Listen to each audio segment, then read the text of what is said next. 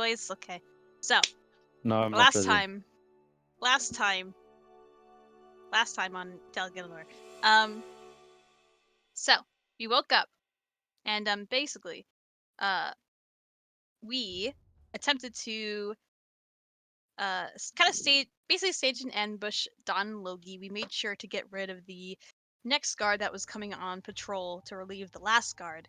And after literally almost killing her, we were able to knock her out, take her to where the other guard is, and we were able to secure her, and that was good. The next morning, Alkana used Truth, and she was able to find this hidden bas-relief on the floor of the vault. And it was like a big skyline beneath, like, I think 3 moons. And there are like different types of moons. There's one that was like a wax moon. What's it called?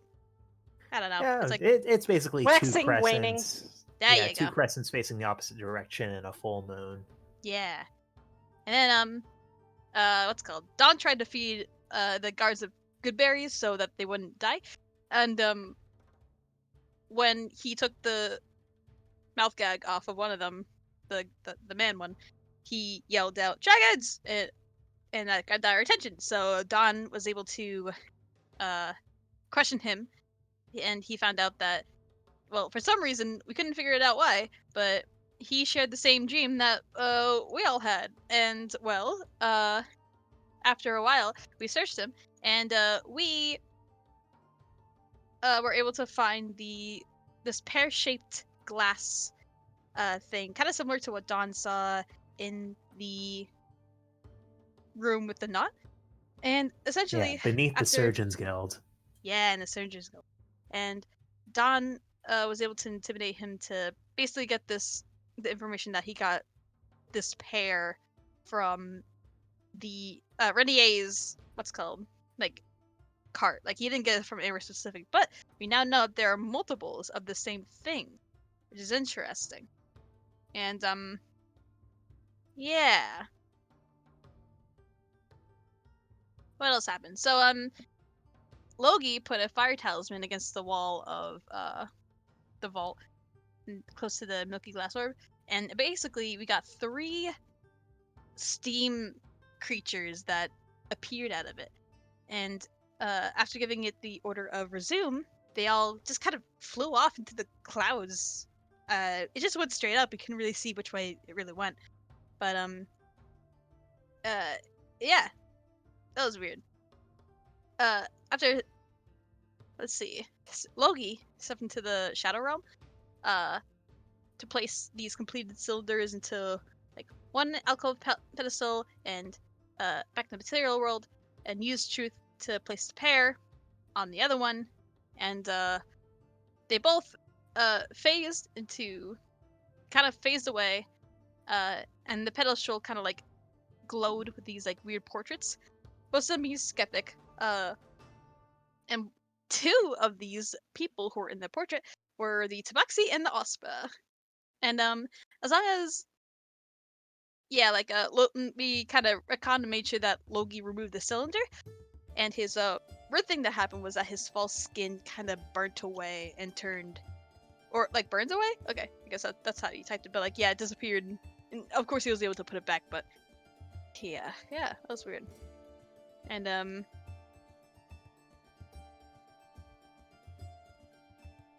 okay, sorry, I was just reading a little bit. So then after that, we decided to try to figure out where the events of the second vision occurred. So with Alistair's beautiful tracking skills, we were able to walk around some what's called mountains. We were able to trek this long little journey until we finally got to the ruins of the Esoteripath's temple.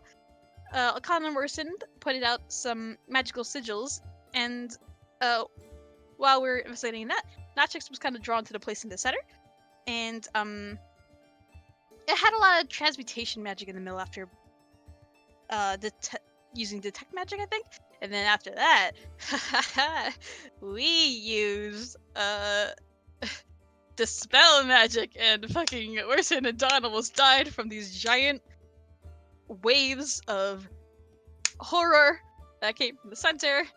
And essentially, we almost destroyed the entire place until suddenly it stopped, and we had suddenly there was a blue robed wizard in the middle of the whole area. We had a break. We cried during that break because we were like, holy shit, the suspense. And then we came back, and then we found out that he's a current day guy. We didn't teleport someone from the past into today. This is a guy from the 179th year, whatever fucking year it is, and he told us that we're gonna get in real big legal trouble, because we're kind of trespassing. We're messing with like really old shit that we don't understand. Yada yada. We probably know more than him, but what does he know? But either way, after Alistair's beautiful roll 20, he convinced him that he worked under the con of Joni, and if they were arrested, Joni would lose her shit and would cause an international incident. So he decided, you know what, I'm just gonna let these idiot tourists go, and well, we're able to make it out alive without any legal trouble. We had to write down our names. Alkana put down her real name because she's a goody two shoes, and we were gonna make fun of her for that. But either way, after that, let's see. After that, we went to a inn just to relax a little.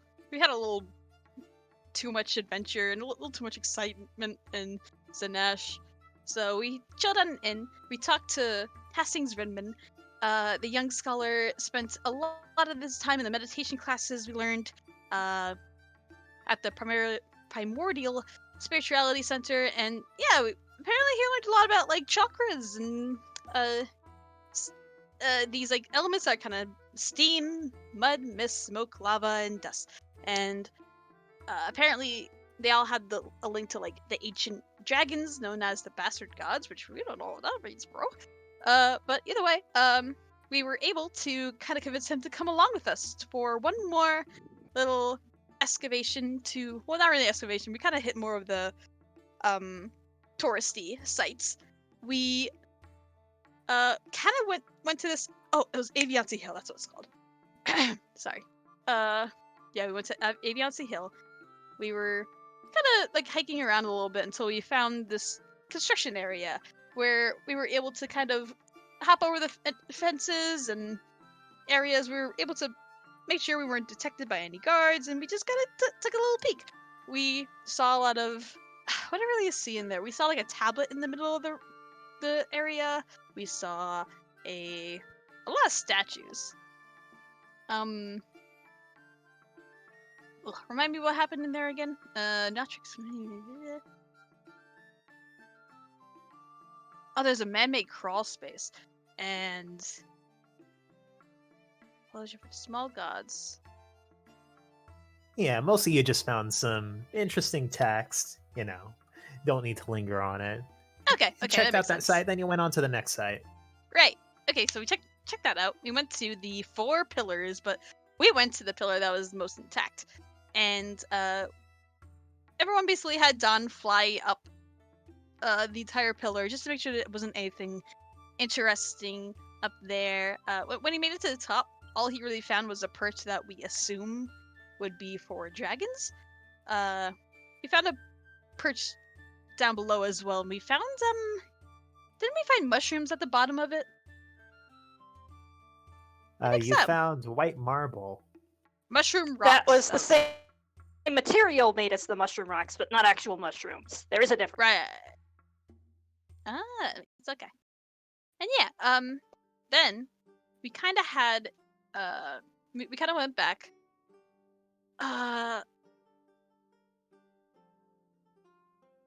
Did we take the class yet? Yes, You we did did, take yeah. the free class. We took the free class. It was a little awkward. It was kind of like a weird yoga class. Depending whether or not the chakras, kind of, these chakras, quote unquote, are kind of related to Corvus at all. Apparently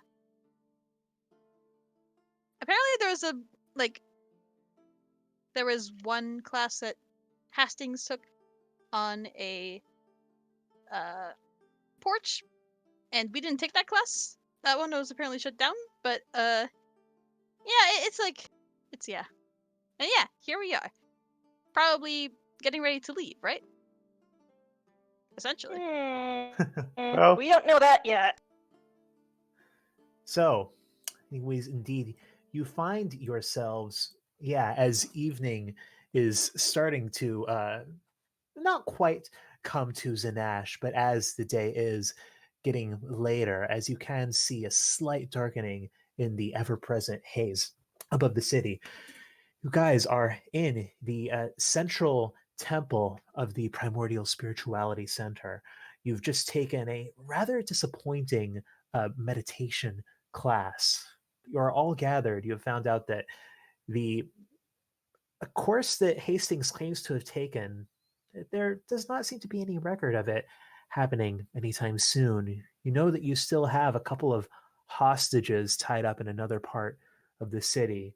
But for now, uh, it's up to you to determine what you're going to do, whether you will be accompanying Hastings to leave Zanash and head back into the city later this evening, or whether you still have more that you need here.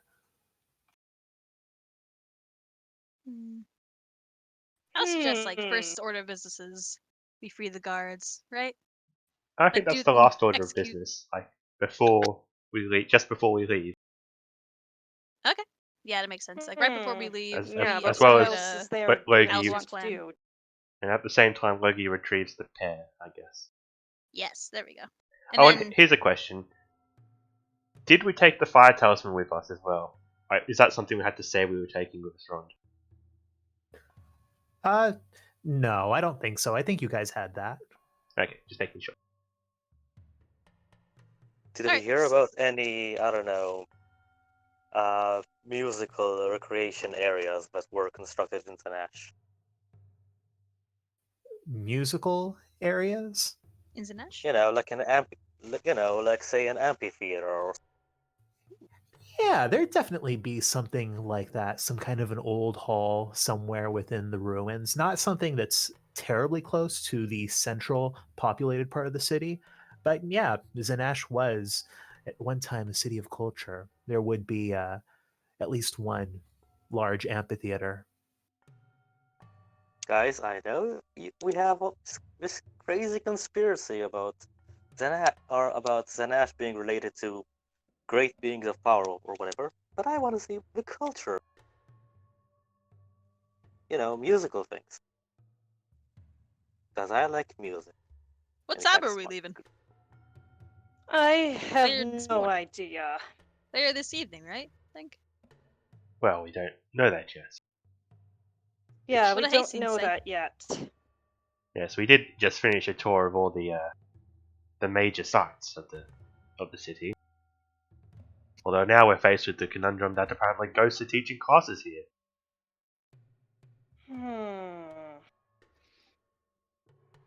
When you think about it, it's quite logical that one of the oldest places in the world would have ghosts. Yes. That is But true. why exactly they would stick around is the question. Hey, if the spirit is willing, then the spirit will teach. Literally, in their case. So, if Alistair goes back up to that balcony and looks around, there's definitely no signs of anything having happened here recently.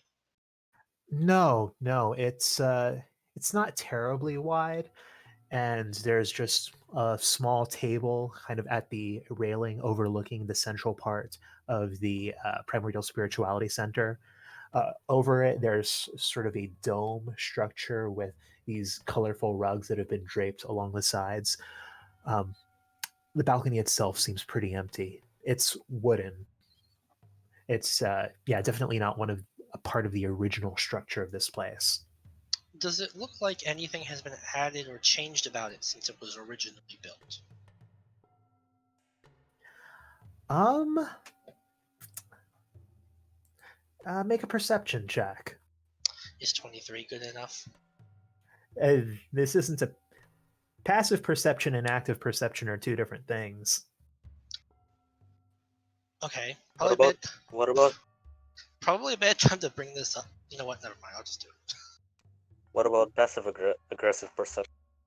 I know that there's a Jeremy Crawford thing where he says that that passive should be the lowest, but that's a bullshit thing, and I don't believe that.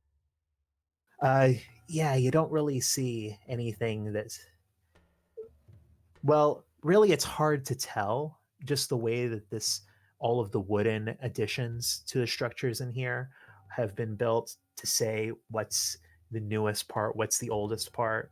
Clearly, it's all been added to the structure within recent decades. You know, it's not hundreds of years old, it's not fourth age, but you can't tell much more than that. How long ago was this class that apparently happened? Yesterday. Hmm.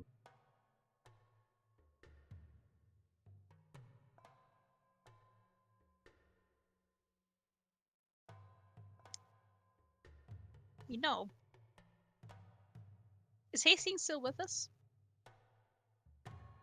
Sure, yeah, he's among you guys on the maybe not quite with the rest of the group if your guys are up on the balcony, but he's there in the Primordial He's around. Spirituality Center. Yeah. Does anyone know hypnotism? Because if he has suppressed memories or something, maybe we keep hypnotize him.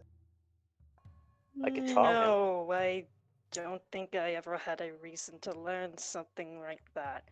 Listen, you're good at you're charming, aren't you? Aw, thanks. But I think you want Al to be your charming knight. And oh, you mean that charm? Yes, I kind of glances aside and blushes slightly, and before just kind of regaining her composure. he just grins and giggles. But yes, I can charm him for a bit if it works. All he has to do is listen to my song for at least a minute. I can get That him to part listen. is important. He's a friend, so yeah, let's do it. So, Worsen, do you take Hastings aside? I mean, if the others would let me, sure. Yeah. And if he doesn't, become suspicious that, oh, I just take you as some. So, what does Worsen say to Hastings? What does this interaction look like? Well, basically, does Hastings look like a man who could use a like maybe does he look like he is a lonely person? Uh, possibly, yeah. Okay, so basically, imagine he takes him he takes him aside and says, "Look, buddy, you seem kind of down, so I think I should probably cheer you up a bit. You know, I'm no bard. I do that to people. Uh, oh, sure. Free I'm of not charge. sure that I follow you. Let me just, help you, help me, and then I help you, and we'll all be helped." Okay. I know this is awkward, but just listen to my music. You got a friend in me. You got a friend. Yes, basically sing that because I can't because of work. That's okay. Yes, that's the song. So, is Worsen casting some kind of a spell on him? It's the bardic feature. The Bardic Feat. Yeah, Let's glamour see. thing. That's it. Oh yeah, enthralling performance is Mm-hmm. that one. Let's see. You can inspire wonder at the end. Choose a number. Who you listened. Each target must succeed on a Wisdom saving throw against your spell save DC, or be charmed. While charmed, it idolizes you and hinders anyone who opposes you. Yeah. All right. So let me go ahead and roll a Wisdom saving throw for him.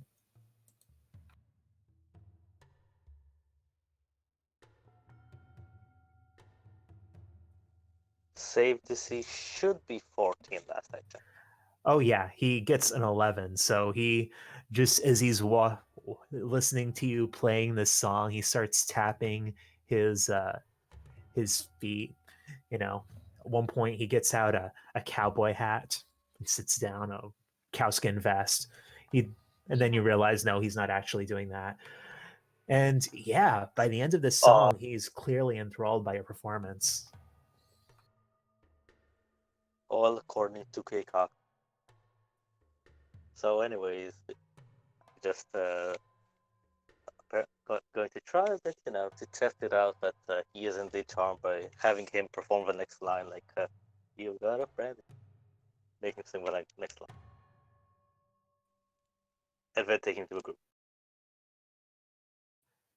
And then what? Okay, basically make him finish a part of a song by him singing "You've Got a Friend in Me" and then just taking him back. Like he's just making sure that the spell worked, and he's like, "Okay, you sing Yeah. the next line. You got a friend in me." Then- You better do it, and then he's gonna bring him to us. Yeah. He totally follows along with your cue. He's getting into it. He's kind of snapping his fingers. He loves it. Good. Let's go back for a bit. I see you're in high school. Yeah, I kind of felt disappointed by what I'd found here on this journey, but man, it feels like everything's looking up now. Everything is coming up Hastings. Well, Yeah, so coming up Hastings. It is coming up Hastings. That's right. So the rest of you guys see worse and a much more enthusiastic Hastings approaching you. hey guys, I think I've made some haste into getting him. Nice. You Hey, don't say. Hey, Hastings. Is this just Yeah. What's up? Was there anyone else who was in your class with you? Like any random people? Anyone memorable? Like any fellow classmates? It's hard to. I was so focused on really keeping control of my breathing and my chakras that I didn't really take much notice of that. And you can't remember the teacher? No, not too well. I'm sorry. I mean, it's not important. Yeah. All right. They should think it would be kind of important to know who's teaching you. Well, I mean, everyone here, they're qualified, right? I mean, they wouldn't have this whole big setup here if they weren't qualified. Listen, I don't think you managed to bring any memories to it. But Sometimes it's I'm not not- their qualifications that's the problem. You did say to make him more friendly, but I can't hypnotize. Well, memory-wise. I was more thinking hypnosis as in the therapy version, not the Yes, but mind look control how happy version. he is. Look at him go. He's so chill. He does look pretty happy, and well, I guess you have to be charmed to like your music. What's that supposed to mean? You're saying you didn't enjoy my It's not music? that bad. What do you mean not that bad? It's great. Yeah, his music is wonderful. You hear those bards sometimes you go out in Liberty Square, but this is real art. See? I'm an art beat. I should be in a Did- museum. Did they play any music during your session? Ah, hard to remember. You get in that focus, you get in kind of that groove, and everything else kind of fades away. Yeah, you start focusing on your inner self and everything outside just doesn't matter. But Surely before you found that focus, there were sounds and smells.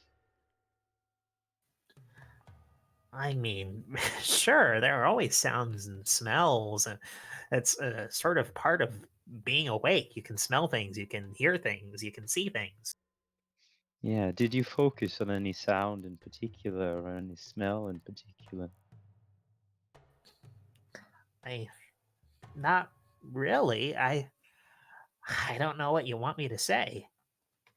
Oh, I'm just very interested in how this thing works.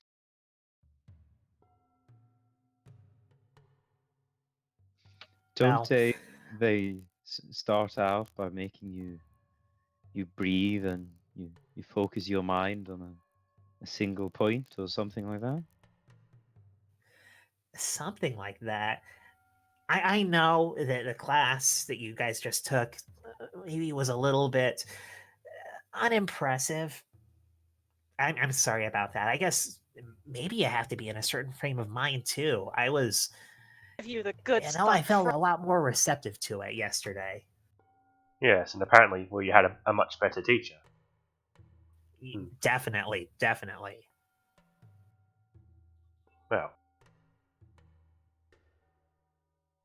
If you can't remember, you can't remember. Yeah. Oh well. Honestly, I don't think this is something worth getting all caught up about. Uh, these people, they probably have to take days off, just like the rest of us do. And I'd love to stay and try to take another one of those classes. I think I'm going to be heading back to Ardoin on the cart tonight. I think tomorrow and the day after are going to be the big festivities for the end. Not tomorrow, sorry.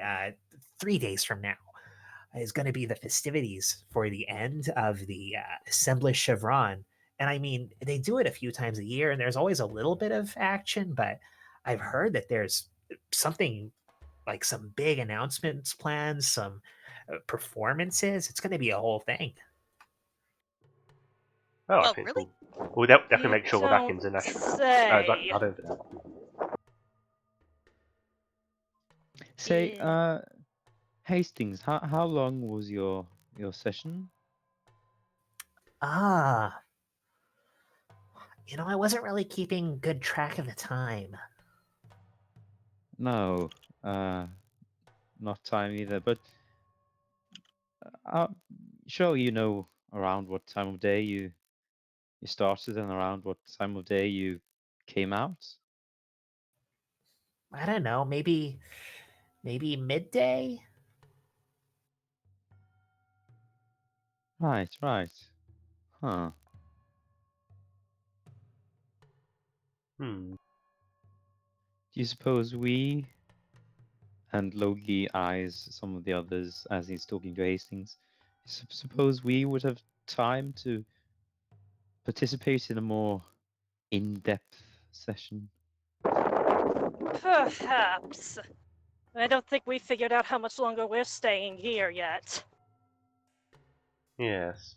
Well, you're thinking you might catch this session again if we wait till the right time of day or something. Yeah, but we don't want to miss that, Well, festival. clearly Remember? this is the kind of experience that you can only really understand as an insider for some reason. Hmm. Well, maybe we can get some sort of idea of what happened here yesterday. Are there any decorations of this room, or what kind of decorations are around this room? Weird question. Um, you look around, sort of most of there's like a wooden frameworks around the room that is otherwise a large sort of cavernous hall crafted of uh, just light polished granite clearly quarried from the surrounding hills. It goes into separate rooms, but it's been decorated all around with these colorful woven rugs in kind of shades of blue and orange and red, purples. Hmm. Are there any Are there any decorative plants or anything like that? Not really, no. Hmm. Hmm. Hastings, do you remember anyone else being with you aside from yourself and the teacher? I mean, it was a class. I'm sure there were other people there, just, you know, no one who I knew personally. Since, but were there anyone who stood out? No, no, not really. No. All right. Hmm. Eh. In that case, we'll leave you alone. About it, you know. I guess there's nothing that you can remember from it. There's no way to. Yeah. Yes, we shouldn't keep him too long from his business. Exact. You got stuff to do. Hmm. Yeah. Oh, sure, sure. You guys didn't need my help checking out the ruins anymore? Ah, nah. Well, Are we you went sure? to all the ruins that were of interest. I thought. Basically. Oh, okay, all right. Well, sure. I think I might go look for a bite to eat, but well, if you want to find me, he takes out a little scrap of paper and writes something down. This is where where I've been staying. Though I'm going to be checking out soon. The caravan back to Ardoin leaves tonight. It's very interesting. The goats, they're like when they're on the plain, they're diurnal, but when they're in the mountains, they're nocturnal. So they actually do a better job navigating the hills at night. Very interesting. Well, anyways, it's uh, it's been real interesting talking to all of you guys. I'll thanks for taking me along with you, and I hope to run into you guys again soon. If not here, then in Ardoin. Yeah. See you on the way Yeah, back. yeah.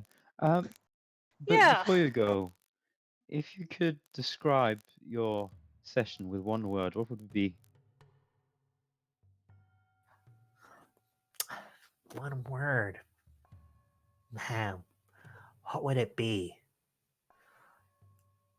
It's just peaceful, you know. It's almost dreamlike. It was great. Well, we've kept you long enough. Oh, and Right. be sure to keep a good give a good word for me. Kind of wink. Oh, the museum, right? Will do. Hmm. There's and yeah, Loi's going to wait until Hastings has walked out of earshot, I guess. And if he has, he's Yeah, going he to address has. the rest of the, he's going to address the rest of the party and say, "There's something very fishy going on here. Indeed. E- Anytime there's a even significant gap in memory, there should be reason to give pause. even if he is so absorbed into this meditation, then I mean, you'd still remember basic details like when you start, what did it look like? What I mean, something at least. But you know, he said it was dreamlike, and I suppose that's kind of what it is, isn't it? Because when you wake up from a dream, you forget all the details, and it's just fuzzy. Hmm. Um, the center is still open, right? Yeah, you're standing in it. Yeah, yeah. Okay, so what was the name of the guy we've been talking to? Hastings. No, not Hastings. The sort of guy around here at the center. Oh, yeah. He'd never given you his name. Sort of a slightly, somewhat portly gentleman who seems to be a little, maybe not in charge, but at least kind of the front person here. Okay. Do I see him? Yeah, you see him not too far. He's kind of milling around the front where tourists come in. Okay. Logi would like to go up to him and ask him about who had sessions around midday when Didn't you guys you know ask that last time? Yeah, I think we Did did we? ask that last time. Yeah, you guys asked him about this, and he told you that yeah, there hadn't been any sessions yesterday, Oh or hadn't been yeah. anything up on the balcony. Oh yeah. Um.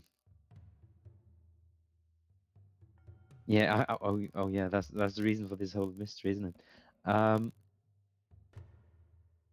I- I'll ask him instead if there's been anyone coming in or out at around that time. Oh yeah, well, people they come in and out all the time. You know, it, we do a lot of business here. We have a lot of classes. We work to help enlighten a lot of people. They come and they go as they please, but we can work to enlighten you. I know you've taken our first complimentary class, and I would like to encourage you to pay for a full battery of classes. Stay here through the week, and we can clear your mind, get you thinking more sharply, more quickly than you ever have before. Hmm. Would it be possible to get a sort of lightning speed course instead? You know, just Oh, you want to get take through an all the base. intensive course? Yes, a very intensive course, preferably only a couple hours.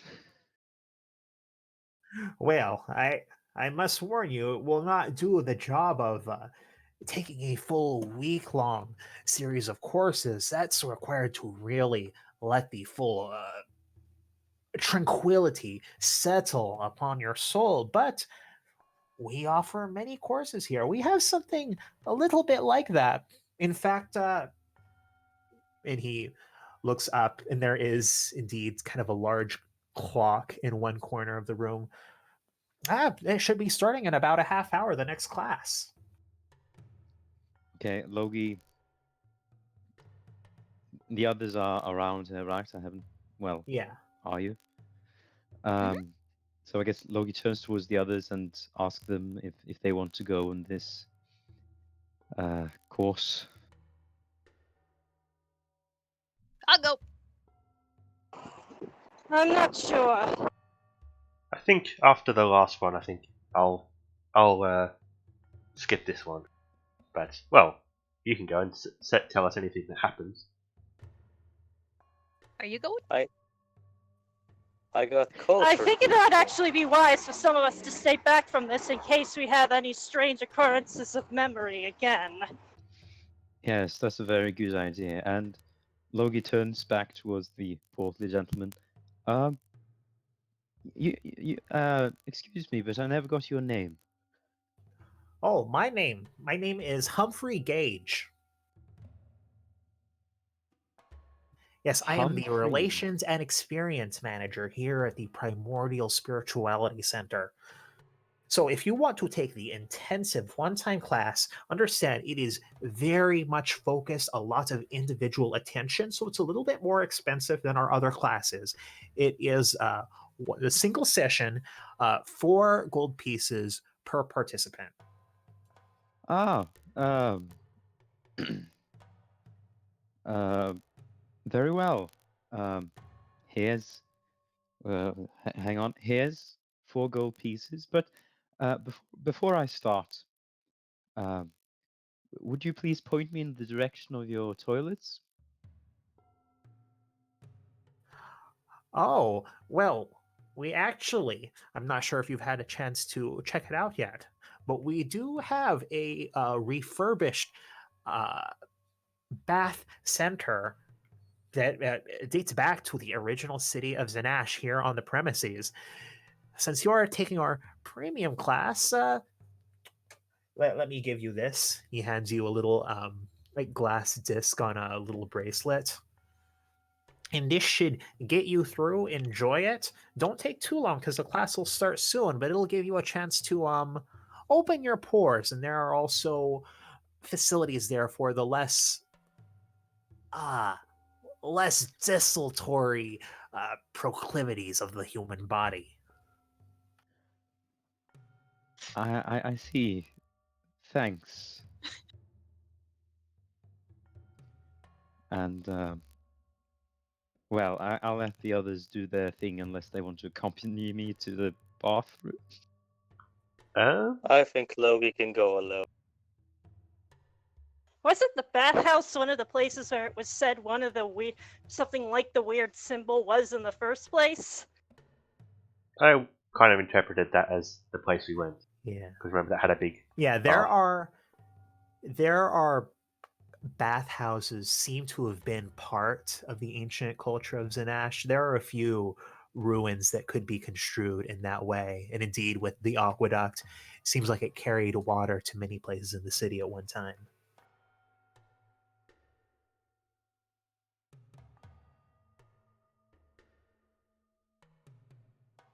Yeah, so this is just a fancy way for Logi to go aside and make and use his divining deck. So All right, so did he use his divining deck twice today already? wasn't that yesterday? Or was it today? I think it was today. I mean, you can still use it, but there's a 50-50 chance that it'll show something of use or not.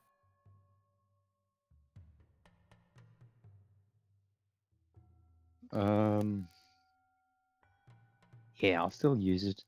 I mean, I'll get to visit this fancy bathhouse anyway.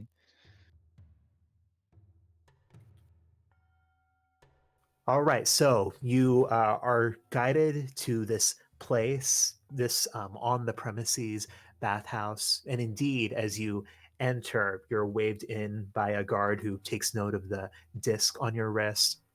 It is filled with steam. You can see that there are a couple other people in towels in there. There's a large sort of marble-lined square pool, long, has water flowing in from a couple different spouts.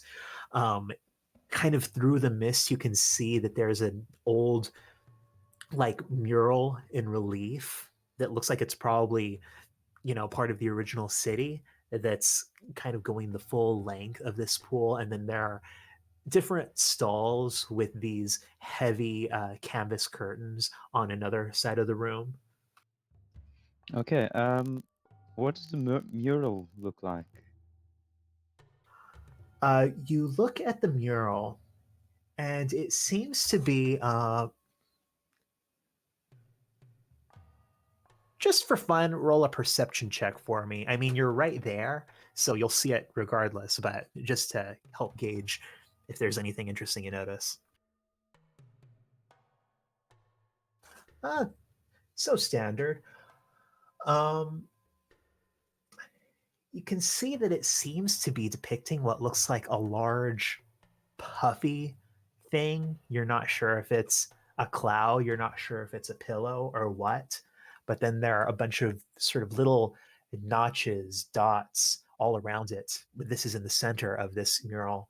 And on one side, there are carved depictions of what look like elves on standing on top of these ships.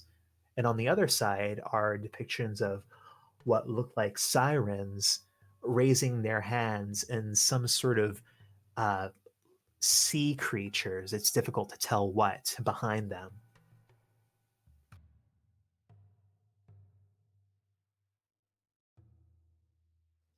Huh. Okay, and after looking at that, I'll head off into one of the stalls. Yeah, you head into a stall. You spread your cards before you. Need to pull up the card thing again so I can see which one is good and which one is bad. Yeah, okay, so Logi will ask if I'll have to word this carefully, I guess. Oh well, not actually carefully, but you have to word it in a way that makes sense. He's going to ask whether.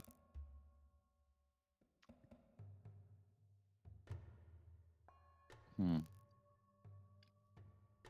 Well, attending this class. Be good. Whether this class will give useful knowledge or information. All right. You lay out your cards. You ask this. You hover your hand over them, and as you do, you're drawn to one card. You pick it up, and you find that you are holding the Eight of Swords. Huh. Hmm.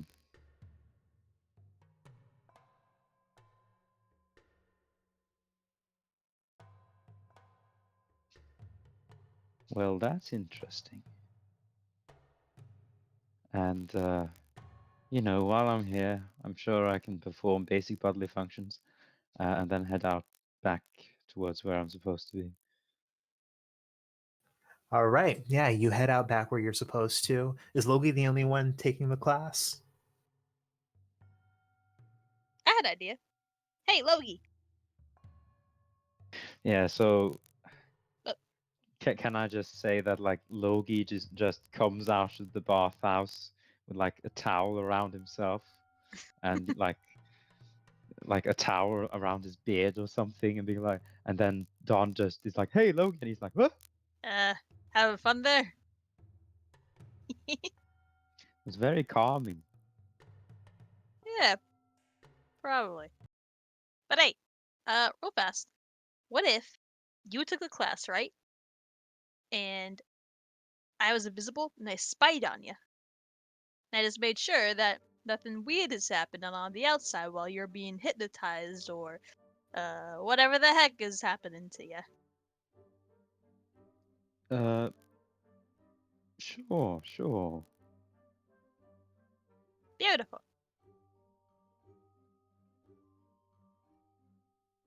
And don't worry, I won't make any noise at all. No, you never do. Exactly. So, uh, Logie, you eventually find your way to a room set off to the side, sort of down one of the corridors of this large building. There are a few other people, mostly older looking, also clearly tourists, and a very severe looking, tall, muscular man, a bit older, graying at the temples, square jawed, tan. Who seems to be presiding over this meditation session. Is there anyone else besides Logie and Invisible Dawn?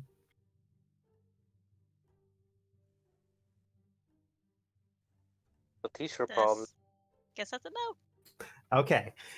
So, yeah, Logie, you are pushed through a grueling 2 hour session that's a combination between hot yoga and drill camp.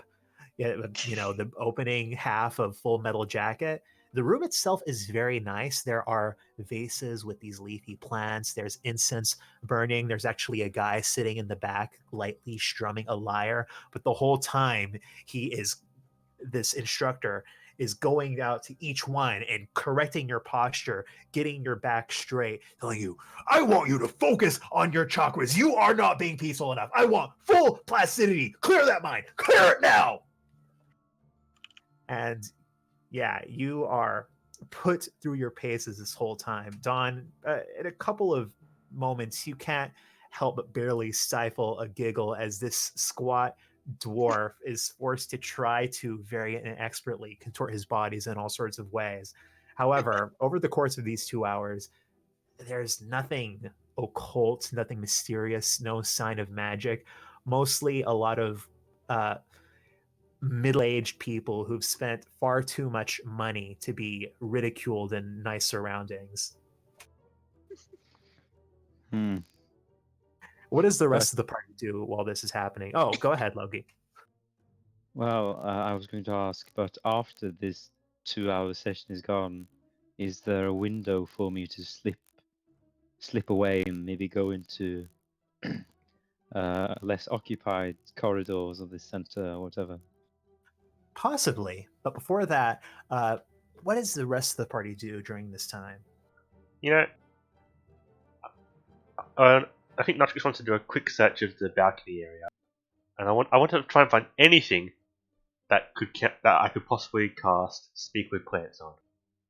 If there's no plant decorations, but maybe there's a weed or something. Uh, I guess the city has been previously established to be very light on plants, but just hoping. yeah, I'm just gonna tell you straight up. There's not a plant here.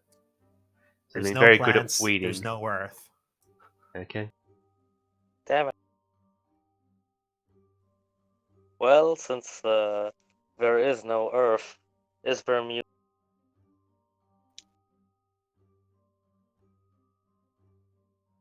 I think you cut out there. Is there music? Music?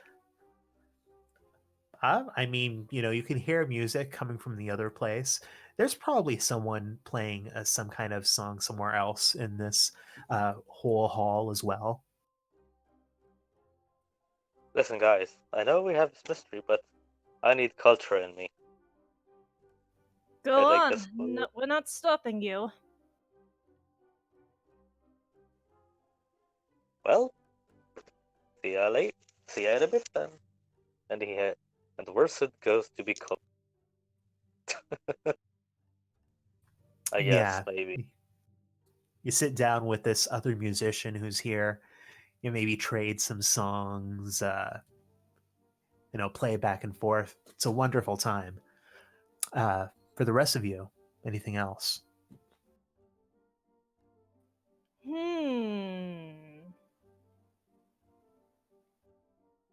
Just laughing at Logie. Well, I guess that would have. I guess with Notrix worsened, Logie and Dawn going out to do something, that leaves the 2 owls alone, doesn't it? Oh dear. I mean, you could ask me to provide music while being invisible. I'll be honest. Sep, are you there? No. There he is. No, he's not. Yes, there he is indeed.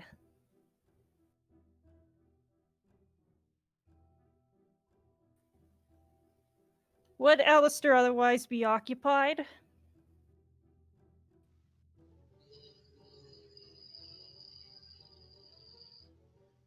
Is there anything else aside from those yoga classes things that they offer here? There's a juice bar near the front. Nothing else? I mean, it's the Primordial Spirituality Center. What are you looking for? Anything? I'm just curious what else is here if there's anything else. Well, this is sort of the center feature of the city. So there are probably some tourist-oriented pamphlets in the front. There are probably some exhibits on chakras and on the beliefs of the primordial spiritualists. That's felt way harder to say than it should have. And then, this is kind of in the heart of what passes for downtown in Zanash. There are other, taverns and restaurants and businesses and things around.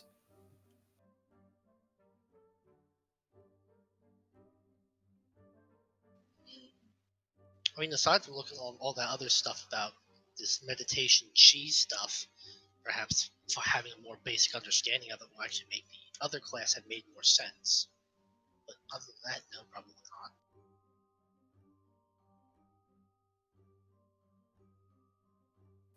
But yeah, if you look around, their pamphlets and their displays, it's nothing that you wouldn't expect. There are allusions to the history of Zanash, some things that you now, through your visions, know, or at least would believe to be true, some that seem that they're probably false. A lot of things about, yeah, the importance of elements in the ancient city and how these elements fuse to create the world and the cosmos and how they live in each of us. A lot of the things that you've heard before. But, anyways, well, you guys do that. And finally, after a couple hours, Logi, you come out of your class as it's come into early evening. What are you doing? Okay, first off, I have to ask, uh, and I'm willing to roll whatever for this.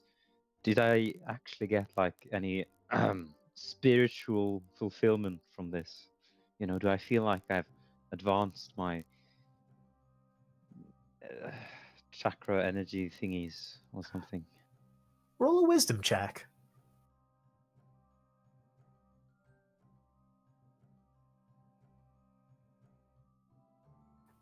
You know, you actually do. You feel a little bit better after all that. And if nothing else, your back certainly feels like straighter and less knotted than it has in years. But you feel like, hey, that there might be something to all of this meditation.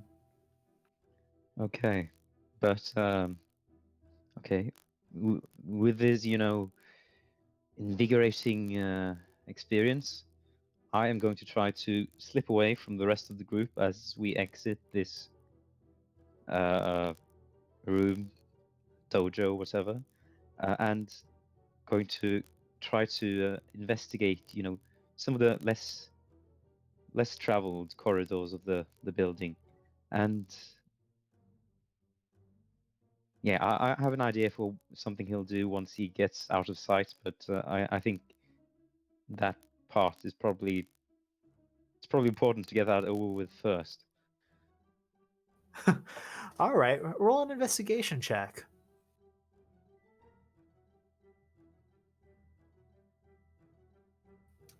You sort of casually, maybe relying more on making yourself look like you know what you're doing than trying to actually sneak around, peek from room to room. Several of them have open doors or doors that are only sort of ajar, mostly closed. And a couple of them have other classes going on. Uh, Several look like they're more just standard meditation, posing, athletic courses. One, you see that there are actually what look like baby, uh, like infant goats of the goats that you know are native to these mountains. That while the people are holding poses, occasionally hop around and jump on top of their backs. Uh, there's one where everyone is sort of standing in these buckets of what look like steaming water and sort of occasionally just pouring the water over themselves while they all occasionally chant. Uh, there's nothing too out of the ordinary. There's one room that looks like it's probably some kind of a storage closet. There's some cleaning equipment paraphernalia in there, but yeah, nothing that strikes you as being terrifically out of the ordinary. Yeah. So this balcony, is it is it a place that, you know, tourists can't get to easily, or is it just like, ah, it's just up there?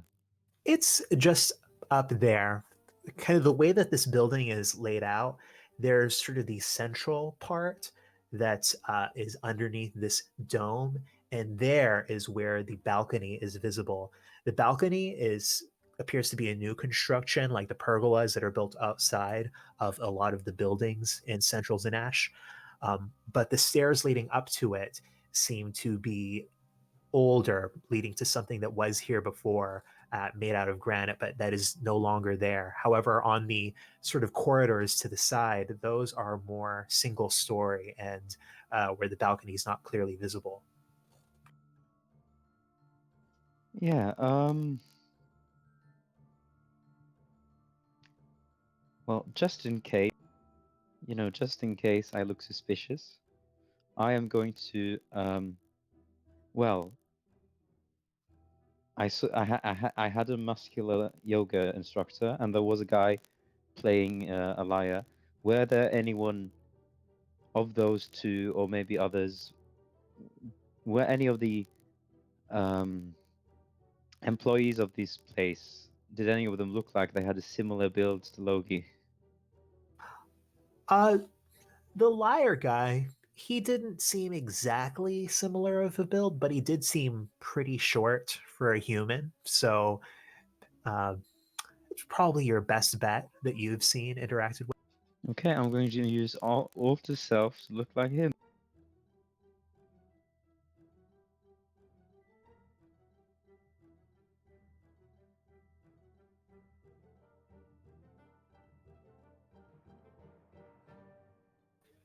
Fantastic. So you kind of duck around a corner, concentrate, and your form changes to this lyre player, now wearing your unique combination of suit jacket and lacquer armor.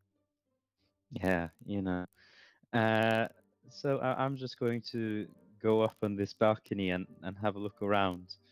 And I realize this is probably a waste of time, but I'm going to do it anyway.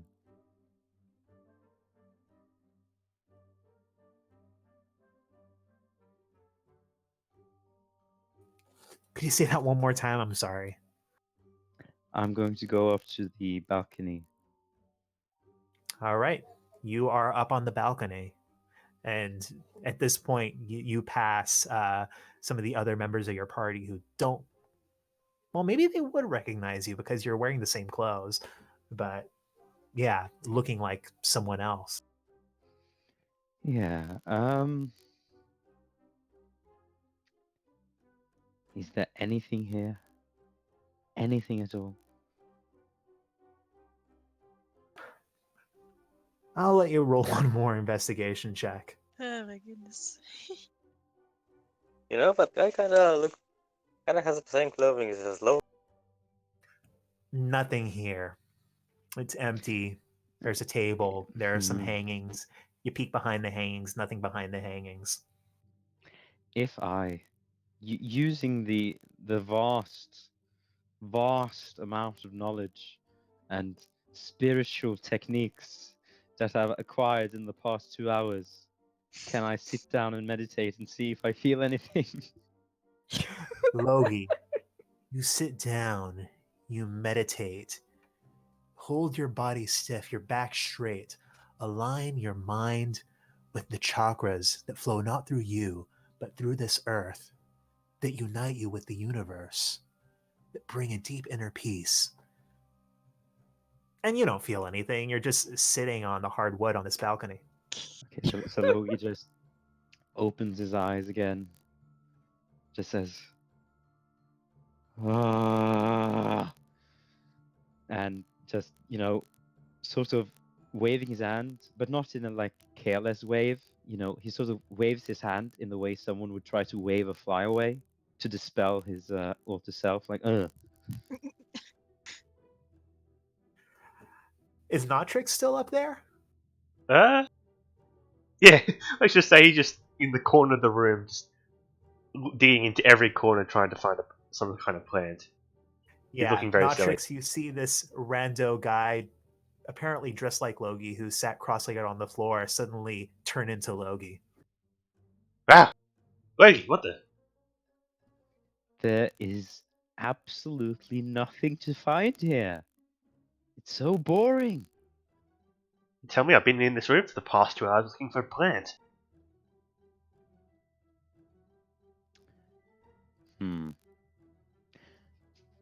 Okay, I know I'm stretching this as further than is reasonable, Ron. But having seen this building from the outside, does it look like there are perhaps areas of roof that are in that we have not seen, like a path to, but look like they like? Does it look like there's anything on the roof? Oh, Part dear of me was Sarah. hoping that you were going to ask to use Alter Self to turn into the building. Can I use this? All right. Can I use my evacuate people spell in order to evacuate the party? The what? Oh, you're going to use your charm to move everyone 30 feet out of the building. I wish, but it's on cooldown, so I can't. Oh, okay. Um, Logie, do you consult with the rest of the party when trying to work this out, or are you lone wolfing? Hmm. I mean, Notrix is right here at least, if that makes a difference. Yeah, I think he'd at least ask Notrix since he's just right next to him. Um, well, I'll say this because Notrix would probably eventually go to the rest of the party. You're not certain, Logie, but eventually, Notrix, when you go down and meet again with Alistair and Elkanah, who are just looking at the displays, Alistair is pretty certain that there's no huge hidden chamber, no huge uh, inaccessible roof spot on this building. It seems like it's probably just as boring as it appears to be. Before Notrix leaves the balcony, because I'm not done throwing random spells at it, just detect magic, because that's one thing I haven't done yet. You don't pick up on anything. Okay. I Well, just wanted to nothing be sure. besides what you guys are carrying on yet. There are about like between 3 and half a dozen other things I can imagine doing right now, but I have a feeling that it probably won't accomplish much. So I think I'll just let this Go. balcony ghost slide and we can move on. Yeah. Yeah, we don't I want this to suggest- turn into the Greg damned cage again. Yeah. I don't know. I think you'll be suggest leaving it hanging. But I suggest we grab the pair, release the guard, get the fuck out. Mm. Listen we're to some done. culture and rule. I feel like we bloods and Ash dry. I don't think there's anything else to do. Really, right? That's true. On the other hand, fuck going back to Arduin, so no, we're staying. Well, Okay, definitely listen, going hear me back out. today or tomorrow. Hear But me out. today. Yeah. So, is the campaign just going to be in Zanash for the rest of the whole campaign? Sure. No, hear me out. Hear me out. Wilson proposes we go to a beach. Come on, we need some relaxation. We're in the mountains, worsened. Yes, we're massively inland. Exactly. I think we're further from a Exactly. beach than anywhere else on the world map. Exactly, and this is why we need to go to a beach, to go somewhere far away. I can't believe And I'm the rest saying of them, this, but I agree with Worsen.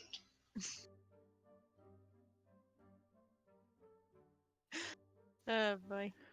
We should probably finish what we started with some people, and then we can probably just leave, because it seems that after learning learning things that would revolutionize, everything we know about our world's history, this place is very boring. I mean, I mean, you're not wrong. comparative, I guess. Some And people then- spend a lot of money to come out here and take these meditation courses.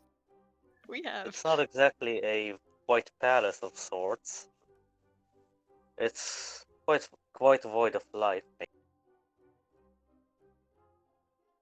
Well, I guess Alistair and Kana, I don't suppose you want to do your thing where you show the symbol to different people, just in case the one place we found wasn't the same place that you were told about back in Ardoin.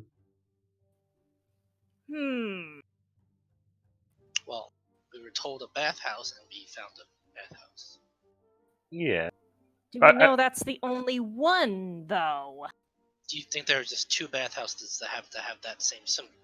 Well, in my notes, I wrote down it said the bathhouse in the center of the city, and that the one we found wasn't in the center. But I don't know if my notes are wrong then. Yeah, that's what I remember too, which is why I was interested in hearing about where Logie was going to, relieve himself and play with his car. Yeah, because the one we found Oh, definitely wasn't in the center of the city. I mean, although the others haven't seen the mural, could I perhaps describe it? And then maybe if one of them is knows stuff about religious iconography or whatever, and they can just tell them about this and see if anyone of them can connect it to anything else. Um, sure, yeah. Logi describes this mural to all of you. What are the party's responses? It's strange, but I can't pick out one particular thing that really stands out. Person, you're familiar with sirens, aren't you? And elves. Well, the second part is apparently not that real, but yes, I do know a thing about. And personally, I haven't really heard about any elf siren cult. Did I probably hear? Hello? Wait. You're cutting out a little bit. Can you say that one more time? I don't believe I've heard about any elf siren conflicts. Huh. I'm also asking that to Ron as well, which I think the answer would be. Oh, yeah, nothing from your time with the Yingwu has told you anything about that. Yeah, and I didn't really read about it in a book or. So no, this is kind of first time I'm hearing about it. Odd. Well, in that case, I don't know. I can't think of anything. Would it be a stretch to ask? I mean, I know I rolled a 10, but like the ships on the mural, would I have noticed whether they had, sails or not? Um, yeah, the way that they were depicted on there, it seemed like it was mostly depictions of like elves standing on the decks of ships. You couldn't see sails, though you're not sure if that's because they're ships without sails or if it's more of a stylistic thing to bring them into the foreground. Yeah, okay. Dawn, I know you're not proficient in Arcana, but roll an Arcana check. Oh, okay. Huh. All right. Yeah, something about this description, it sparks something inside of you. You're not sure if it's recognition, you're not sure if it's an insight or what, but there's something about it that feels maybe not exactly familiar, but feels like there's a connection there to you, though, yeah, you're unable to put together quite what it is. Show me it. I actually, Ron, how long is my my bracelet for the bathhouse valid for? Well, no one's taken it away from you yet. Oh, well, can I just? Is it one of those bracelets that like you can't take off or you break it, or can I give it to Don? Or It I could didn't hide really in fit the on cloak. Dawn. It'd be like a belt. Yeah, sure. I'll go back in with an invisible Don in wherever it is he fits. If it fits, I sits. All right, so Logi, you return once more to this bath area where the same not proprietor, but sort of overseer, manager who let you in before raises an eyebrow as you return, really milking out all you can out of your temporary VIP status. You're allowed in, and Dawn, whether you're invisible or just peeking out from under Logi's cloak, make a perception check. Perception. All right. As you look at this mural, you realize that this large cloud thing in the center and these sort of notches or dots within the stone around it, that what it's depicting seems to be mist. And it seems like the direction of the ships on the left side of it is towards the mist, and the direction of these sirens on the right side of it seems to be away from the mist. Alright, so this middle bit is mist. It looks like the sirens are. Yeah, the sirens and the what seem to be sea monsters behind them are what you'd recognize as kami. Oh. Oh. Hey. Aren't these guys, Oh, fuck. Aren't these guys similar to what we fought? When we came back from, Karoka? Maybe. They just look like fish blobs to me. Those giant octopus things. The Kabi, I think? Yeah, there are a few sort of different types of sea creatures depicted, but they're definitely, yeah, kami. Then on the left side, where are they again? Elves on ships. Elves on ships, and then, It's like weird. Alright. Remember when you remember when we fought Kavi? Those things Yeah? are like Kavi's babies. It's a weird way to explain it, but you know what I mean. I Sure. Yes. I think. But why the sirens there? I don't know. Using my amazing dwarven powers of, mineral deduction, can I tell what this mural is made of? Yeah, roll an investigation and add another +3. Feels a little racist, but whatever. 18.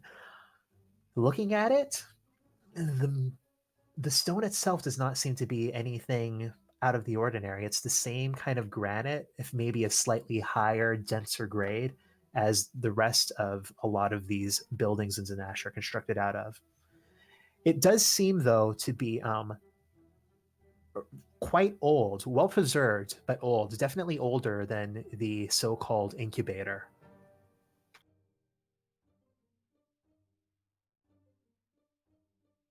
Yeah, Logi just sort of runs his hands over the stone, maybe, I don't know, tastes it. However, whatever secrets dwarves possess that allows them to know so much about stone. And Did you he just lick the tells walls Don. of a bathroom?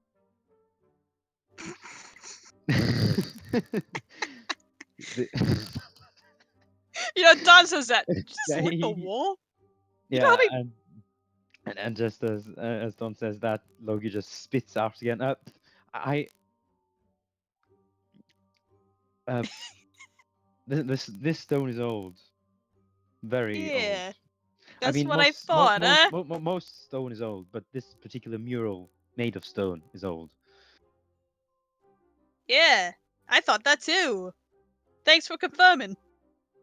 I mean, older than the incubator we were in, so very old. You got all that from your tongue? I don't know. It's just a feeling, really. Right. It's Yeah. like a sixth sense, you know. If that wasn't a misnomer, because we have more than six senses. I feel you. But yeah. Either way, if that thing is older than the incubator, then I don't know, maybe this is like a battle or something. It's like being depicted through the victors or whatever. Because That I was thought an it idea, was more right? like a journey, but I'm not really an. I don't analyze art. I mean, I ain't much of a critic myself, but just I don't know the way those Kami and the sirens are running away. I don't know. We'll have to see. But either way, let's go back to the others. All right, yeah, the whole group does reunite, uh, having concluded that this place is actually pretty boring. Yeah. Oh, and very important. Before Logi exits the bathroom, he's going to wash his mouth.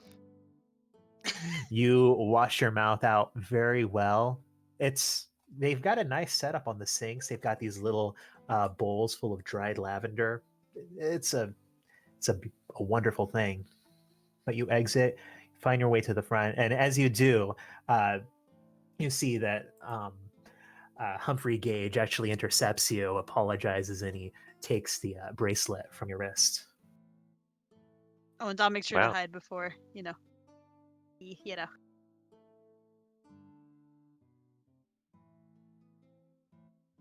Nice though.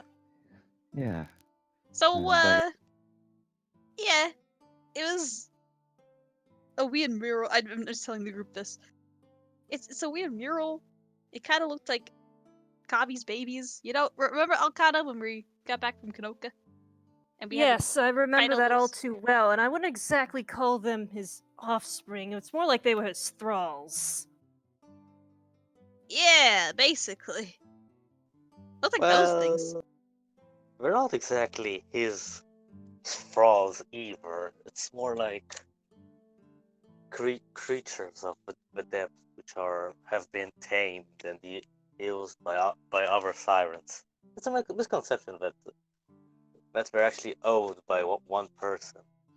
Well, you know more about this than me. I was just doing my best. Yeah. Well, let's not argue semantics. They're monsters vaguely Hey, related to another monster. hey, not all kami are monsters in the literal sense. Well, Well, yes, but these physical specific ones. Well, never mind. kami are people too. Okay. Have you met a cool Kabi? Yes. Oh, really? Yes. Nice. Did they talk and stuff? You know, Yeah, it was part of after having that, vision of the past, would we be able to? Would any of us know whether that floating whale thing in the past was a kami or not? Maybe. I'm not sure what you mean. You know, the thing that was floating above the well thing that the esoteropath was trying Oh, to channel oh. into. Oh, that's what you mean. Yeah, yeah. It seemed to be some sort of a kami. Oh, really? I'm sorry. I guess I forgot that I never actually described it as a kami in the session. Oh. I was trying to sort of describe it in terms. When I was describing those scenes in the sessions, I was describing them in terms of how the residents of Zanash at that time would look upon them. Well, But thanks yeah, for with what you guys coming. know, it was probably a kami. Well, thanks for communicating that to us. It's a good piece of clarification. Oh my Greg. Now you don't have to just guess. Huh. Yes. In that case. Yes. I have a feeling that the field of archaeology generally isn't as exciting as we expect it to be. Yeah. I Why think don't that we Hmm. why don't we go let those gods free. Take that glass pair and get out of here. I'm bored. Hmm. Because what about that knot? Right? Yes, I think Yes, but that's important.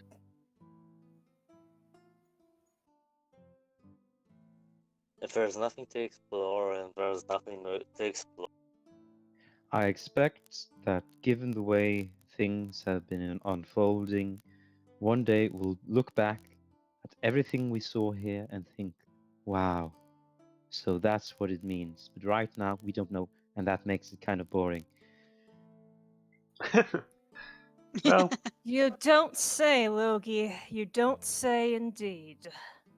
that's archaeology, isn't it?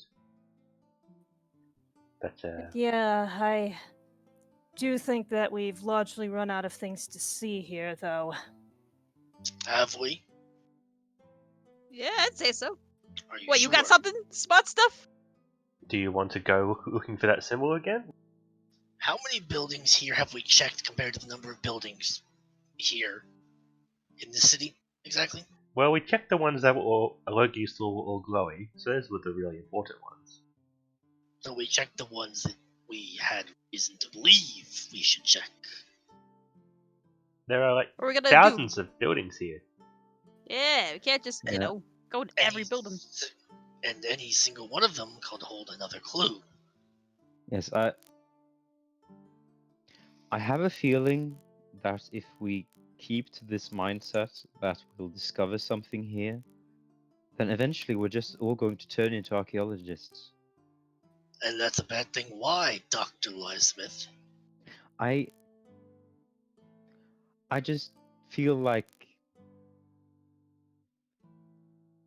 I want something a little bit more exciting for the time being. Look, let's settle with this. If we can't, if none of us can come up with a concrete thing to do in the city by the end of the day, then we head back to Ardoin. I don't mean in generals. Yes, I think leaving tonight is probably our game plan. Yes. Oh, yeah. Like, we had maybe wait till tomorrow, but that's looking less and less likely, I think. Well, y'all have fun in Ardoin. Don flies Yeah. over to, Alistair and just lands on his shoulder and says, hey, man, you okay? No, I'm not okay. You really don't want to go back to Ardoin? Why the... I know. We were in that prison for a long time, but I mean, Oh, we we gotta were in do. that prison for a long time. Because that's the worst thing in Kandarin, right, Don? No. You don't have to go back to Ardoin, you know. There's plenty of cities in the land. Besides, we left something really important in Ardoin? I don't think so. Don't you want to continue writing your play? I mean, I've And already Yes, presented him the first idea. and he has to be in Ardoin to finish the play because why exactly? Besides, I already presented the idea to the director. He needs some time to work on it by himself, but you can't rush art, you know? Hmm. Well, really, the goat train back to Ardoin is the only way out of here, unless you want to walk over half a kingdom. But I guess if you two want to go to the beach, you can go through Ardoin and go to Witchhaven. I hear that's nice. Yes, with a name like that, it would have to be. Alistair, you know that Witch Haven is not nice. Alice just rolls his eyes. I mean, if you really want to get into some antics, in theory, we can go back to Ardoin, get Kana's ship, and sail away faster than on feet. At least I assume the ship is in Ardoin. I have no track record. It's docked slightly outside of it because inside the city would be horrifically expensive.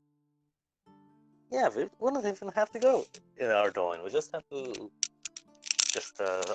go around it, get the ship, and sail. Well, if that's what you want to do, you can go do it.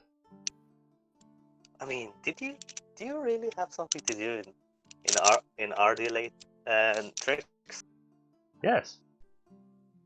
He kind of stares at him. Do you need help with that?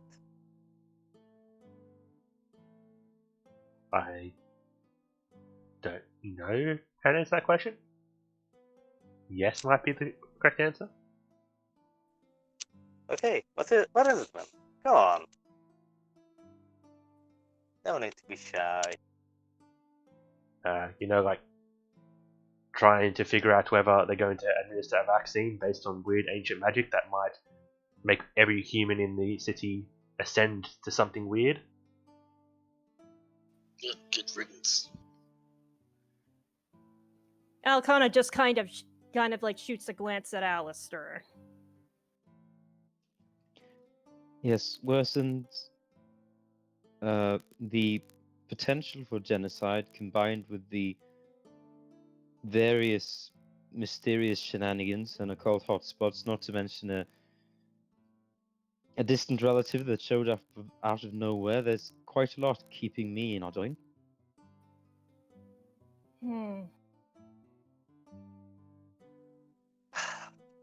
Fine.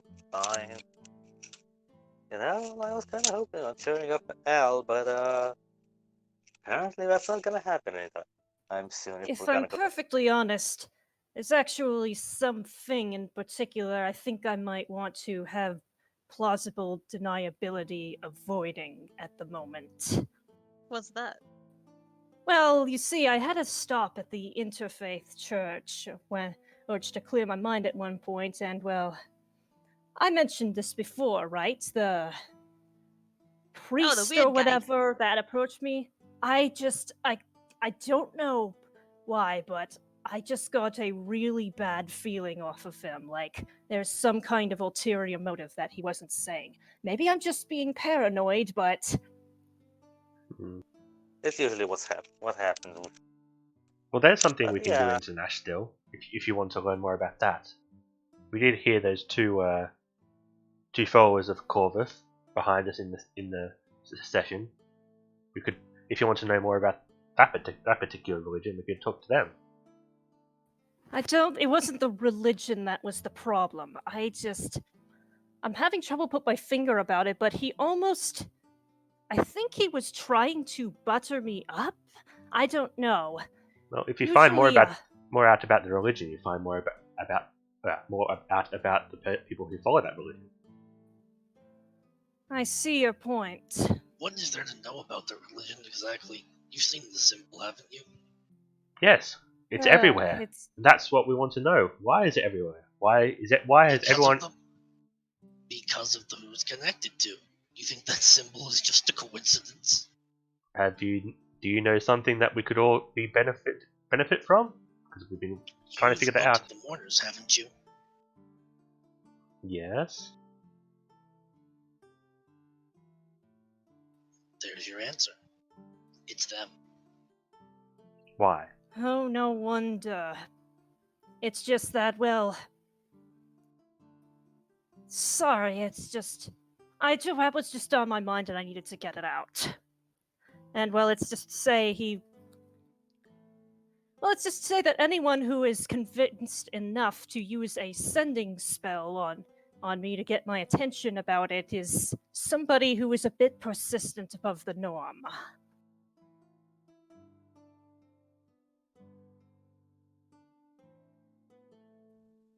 So, Well, as they're you guys not- have been having this conversation, have you been walking towards the Imperial District? No, definitely not. We don't want to go there, or all of us don't want to go there. Only Logie and Alistair. Because Oh, okay, all right. that was the plan, wasn't it? From last week, just send them there, so we don't overcomplicate things when releasing these guards. Yeah. And I think that was it, yeah. Okay, but before we head out, can Loki just quickly dash into some sort of store to get his clothes fixed? To get his clothes fixed? Yeah, because he ripped them apart, binding the guards, and Oh, Going yeah, up. yeah, he tore strips from his, I mean, you're probably not going to find a while you wait tailor who will fix you, tearing up your clothes, but you could probably spend a couple of silver for a new shirt. oh, that's actually better because then they won't recognize it. if there's any possibility they will. Yeah, yeah. You go. You find some place that's selling pretty cheap clothes. Yeah, you're able to get a shirt for let's say 3 silver. It's not great, but it replaces your own torn up garment. It hides some of your armor underneath. Get a little oversized. It's easy. Yeah, okay. And yeah, Logi's going to head off towards this place with the guards, and well, when we get close, I'm going to use alter self again to actually I'll just look like the same guy. Why not? Yeah, you alter yourself to look once more like that odd did I say liar player? Yeah, as a liar But Yes. player. anyways, yeah. Um is it just Loki or is it Loki and Alistair?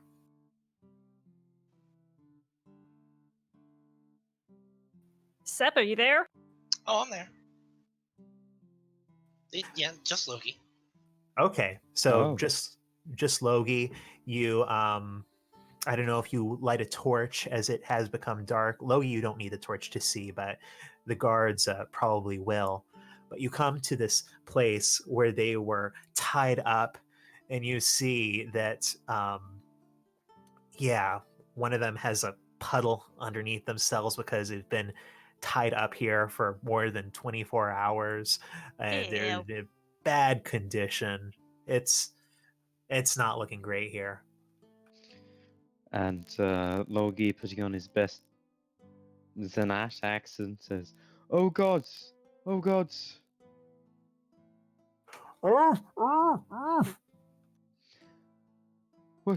what happened here?" And Logi ungags the guy. All right, what are you? Are you just gonna put the gag on me again? And then Logi takes away his blindfold, and with his brand new face, kindly liar playing face, he's going to try to, give the guy the most grandfatherly, heartwarming smile as possible. Just says, "Don't worry, you're okay now." Who, who are you? Did Logi see the name of the liar player on, like, I don't know, a pamphlet? No. I am Jacob. Jacob, you something a little bit familiar about you, but I can't place what. I. Oh, this isn't another one of those visions, is it? No, no, don't worry. This is all normal. And yeah, he's going to work to untie the guard. Yeah, you untie him, and you see him noticing the other. Oh, wasn't sure they got Bella too. At least it's over. I don't know who it was, but I don't know how. I'm not even sure how much of what I saw was real, but at least if this is all over, I this job is not worth what I'm getting paid.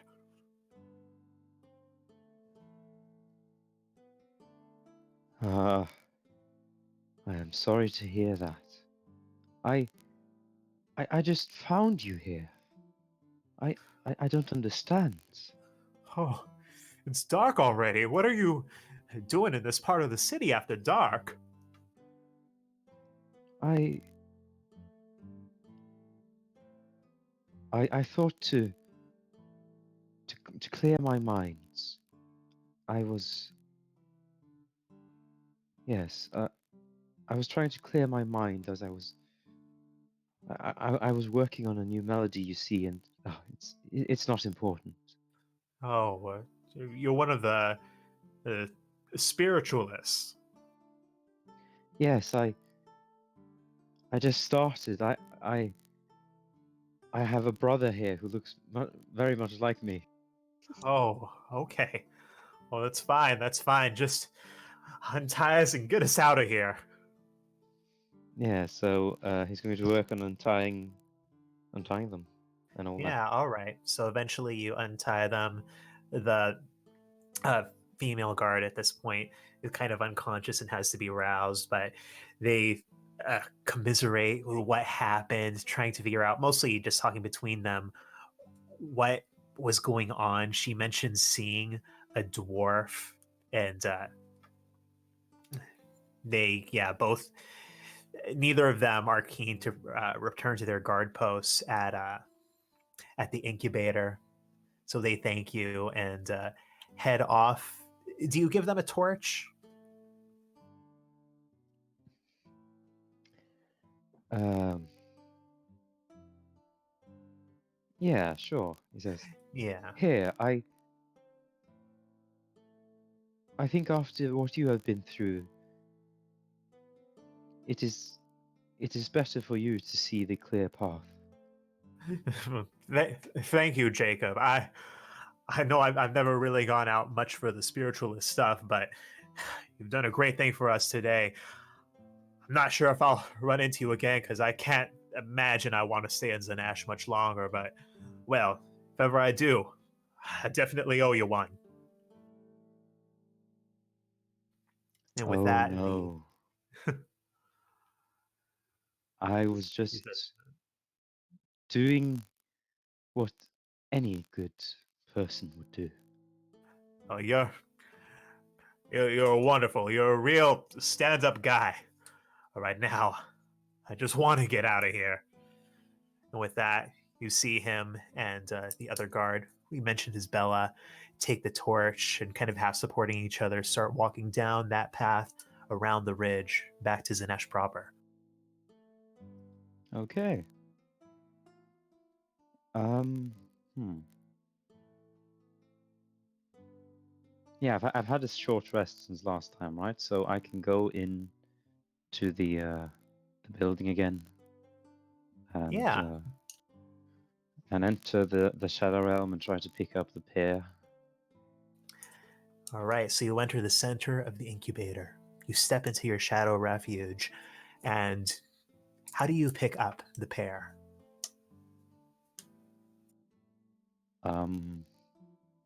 So the way it's slotted, I mean, can I just use my hand, or is it like really stuck, or is it just more like it's? It seems like it's more just resting there, though you Yeah, can only see it when you're within the shadow realm. yeah, I'll try picking it up normally at first. Yes, you pick it up normally. It feels a little bit odd in your hands if it's the wrong temperature. But yeah, you're sitting there or standing there in the shadow realm. Do you step out of your refuge? I had no problems picking it up. No problems. Oh, that's nice. Um, well, just so Jacob won't come into any trouble, I'll dispel the. Actually, no, I won't. Yes, I will enter. Exit, I mean. All right. You exit the shadow realm. The pair is still there in your hand. Now, yeah, very much material, very much in the material world with you. You have what you've sought out. Yeah, and I'll head off to rejoin the others. Yeah, the whole party reconvenes, probably outside the Primordial Spirituality Center, something like that. And you can actually see that a cart has been set up. It has a couple of these large goats yoked to it. And they're starting to take people with return tickets starting to load them onto the cart for the trip back to Ardoin.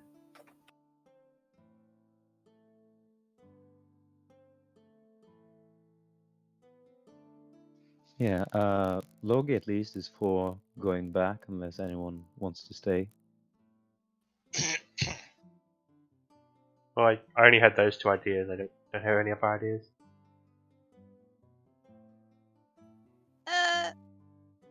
Don kind of like flies over to Alistair, and he says, "Hey, listen, buddy. I wasn't the one that was tortured for 4 months, all right? You were. So, if you really don't want to go back to Ardoin, I mean, the moment we get there, we can leave. It's Do you not want the to do 4 that?" or 5 months of torture, Don. That doesn't matter. That isn't what bothers me. Don like tilts his head, like inquisitively. It's the 15 years, 25 years that I spent there, with 10 of them living a lie. Every time I see that place, I want to kill someone. Usually me. Man, in that case, let's. We could go. You could go back to Oh, yes. Because Haradu. we're going to have a great time. An easy time convincing Notrix, and Loki, and Alcana that we should just pack up and leave. Thing is, Okana might want to stay because of the knot, but. And everyone else has their own things here, but. You know, if you go back to Haranu, I'll go with you. We're best friends, man. I know. But the rest of them are my friends too. And I never thought I'd say that about anybody. A single person, let alone a group of 5 other people. But they're all my friends. One of them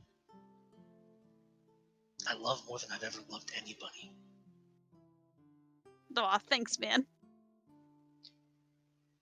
He just kind of goes. But I don't want to go back. I'd rather stay here. I'd rather stay here and do nothing. I'd rather stay here and drink myself into oblivion. I'd rather stay here and practice yoga and chi and spiritual whatever the fuck than spend one single minute back in that dump, that reminder of everything wrong with my life. But I mean.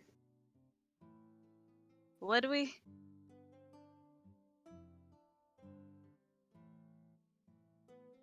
You know, stay here. Do yoga for the rest of our lives? I Well, don't think we'd have enough money. well, for you, that'd be a lot longer than me, I guess, huh? Oh, yeah. I ain't dying anytime soon. Oh, thanks. You're welcome.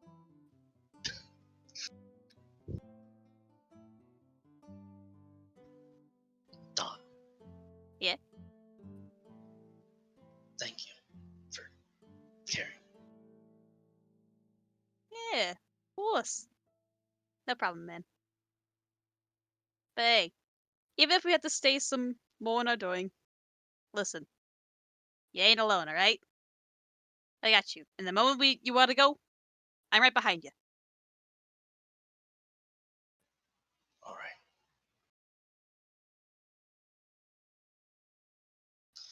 I suppose there's no point holding up the rest of the group then. They're leaving with or without me.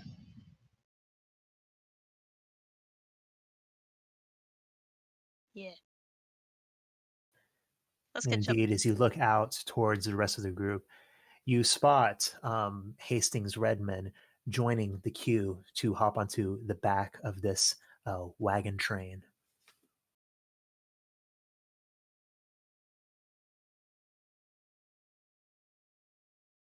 And we join them. So, as the group loads onto this cart, ready to trek through the night to make the 2-day journey back to Ardoin.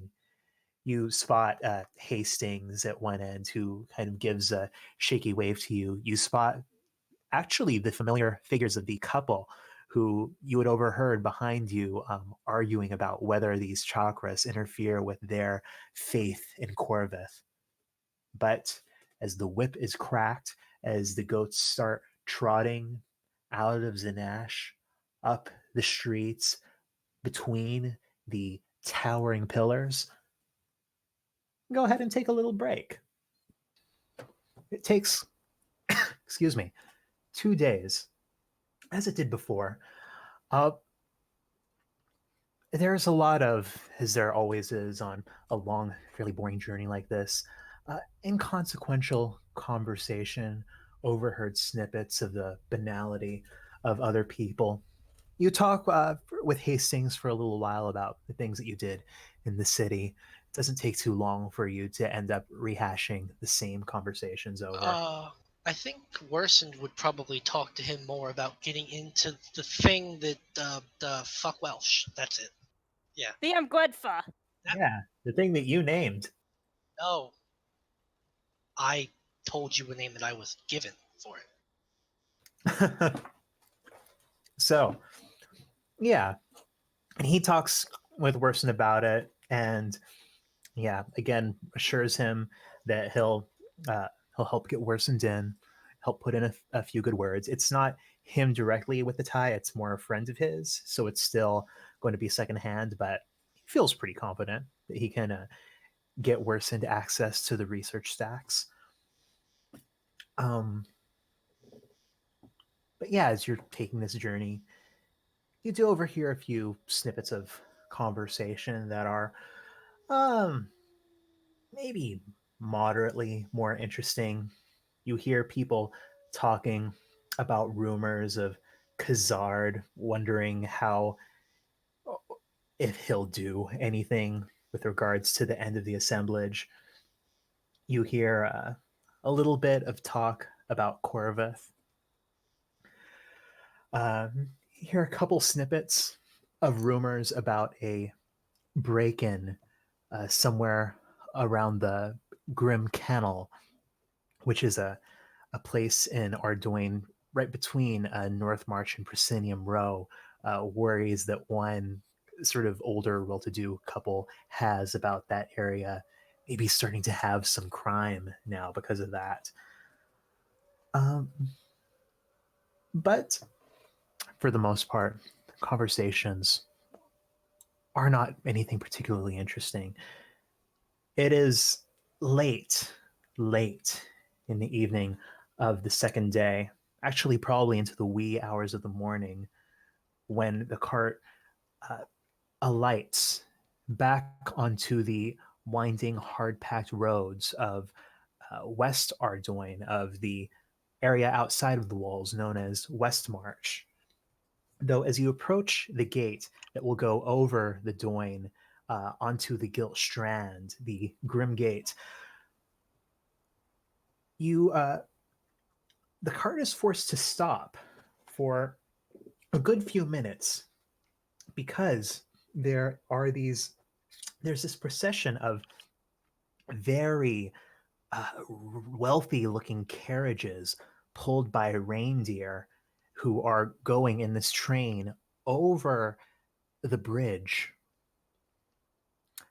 and turning right in front of where this goat train that you guys have ridden is being forced to wait, and turning right, heading north towards the road that, as far as you know, Alistair, leads to the walled part of the city.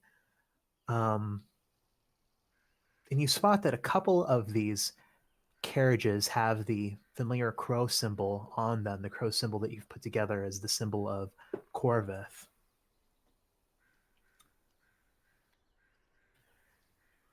And as the last of these fancy carriages passes, finally the goat train is allowed to pass.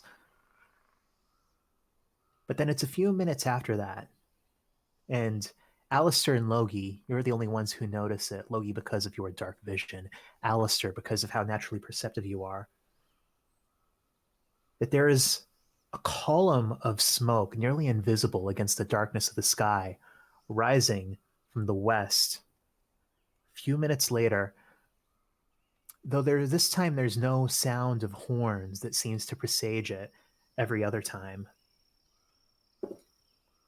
As you pass through the quiet cobblestone streets of the Gilt Strand, over the other uh, bridge into the city of East Ardougne proper, you ride past the statue Duarder, the statue of Queen Queen Candace, and you see that it has actually been lit up, and it wasn't lit up before. Perhaps it's something related to the end of assemblage festivities, but you can clearly see there's an emphasis on it, on the spear, this uh, very crude, almost tribal-looking spear the statue is holding, the scepter that it is that this figure of the queen is holding up, done like a stylized, almost a tree, and then the broken star that is seemingly being crushed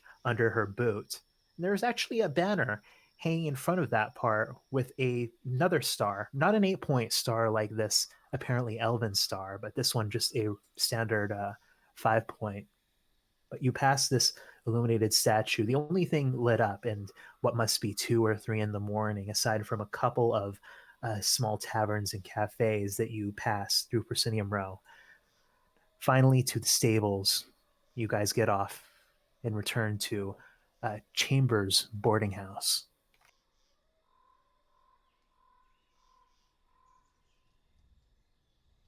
Finally. I don't like this. It's supposed to be a celebration, but it feels so tense. Hmm.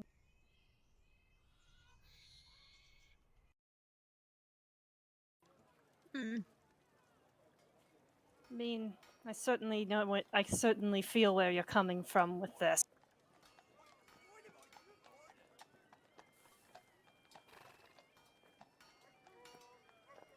I have a feeling something dramatic is going to happen. Oh, what makes you say that? It's what usually happens. Has it a sense of intuition, a hunch? No, it hasn't been 4 hours yet. I mean, literally, most of the times we've participated in some sort of celebration or anywhere where there's lots of people, there's something very dramatic has happened. You're not wrong. Well, in that case, if you do believe that something like that will happen, I think we should at least gather ourselves and get some rest before then. So, well, if something indeed happens, we'll be ready for it. Oh, Yes, and I think we'll find out in the morning whether this will be dangerous or not.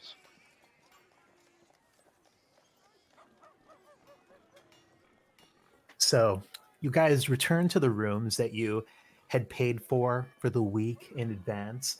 Though at this point you're getting close to the end of the week. Probably if you stay on much further than another couple days, you're going to have to pay up again. Return to your rooms, settle into these beds. Are certainly much more comfortable than the night before when you guys all just huddled up beneath a tiny hut. You drift to sleep. The next morning, you are awoken earlier than you would like by the sound of music coming from the street. Loud, slightly out of tune, reedy. It sounds like some kind of an organ, like an organ that's uh, fallen down a flight of stairs or something. As you, all of you awake, look out the window, you can see that actually there are banners that have been put up some of them must have been out last night, but must have been just difficult to see through sort of the darkness. Uh, you can see as you look out the window that there are a couple of street vendors with the little carts that have set up shop on the sides of the road. You can see what is actually the sound of that loud organ music. It seems to be a cart that has several brass beat up looking brass pipes sticking out of it. The music seems to slow down or speed up depending on how fast its mustachioed owner is pushing it. Um, and it seems like, yeah, there is a bit of energy in the air. Like there has been a setup here for something for the end of the assemblage. Is this something that's new to Alistair, or is this just that's a thing that happens? It is new. When you left the city, the assemblage was still a pretty rare occurrence, and when it wasn't really something celebrated. It was just once every few years the nobles would assemble within the castle rise and pretty much air their grievances with King Lathis, who would after that act more or less unilaterally. This time there's celebration over it. People are excited that the nobles are here. There's a celebration over them having what is essentially a session of Congress. And yeah, that's definitely something new in the culture. And as long as there's no siren behind them, they'll be fine.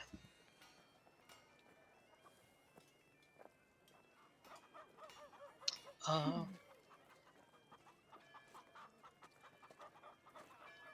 Hmm? this is new. It is? Yeah, the assemblage chevron was never anything to celebrate. Normally, it was just a bunch of pompous old douchebags going to bitch to Lathis about things that he never did anything about. Yeah. Seems a bit unusual that you'd turn a boring political event into a party for the whole city. It's almost as if there's something to hide. Yeah, I definitely feel you there.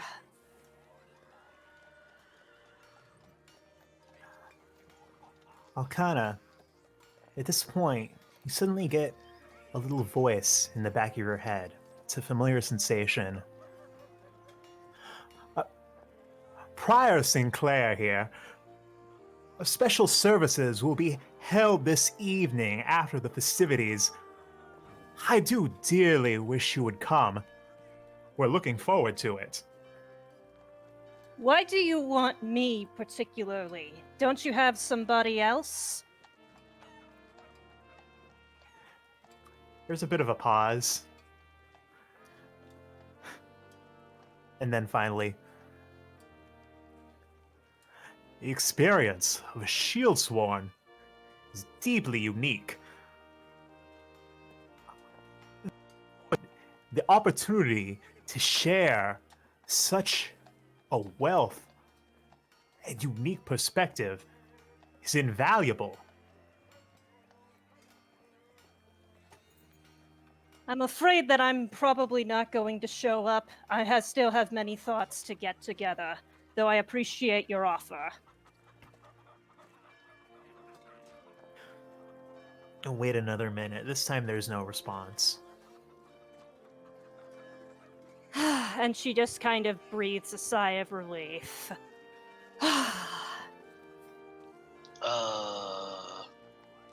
It was the prior again. I told him still had thoughts to get together, so they shouldn't expect to see me. He blinks a few times. Why did you answer? Why wouldn't she? I don't know. You could have just ignored him and he would have given up.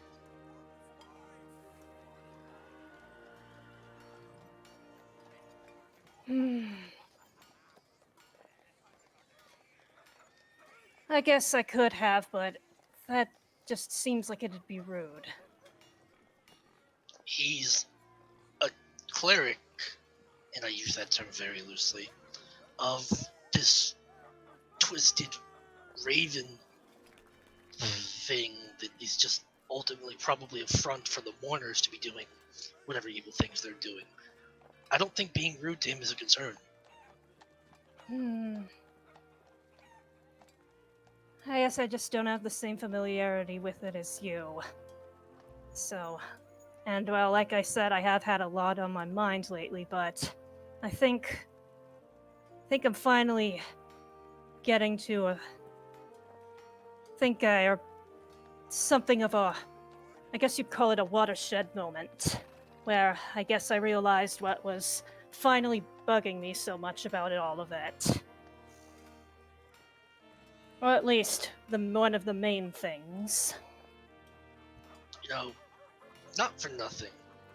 Didn't one of your Shieldsworn masters tell you to keep quiet about a certain thing?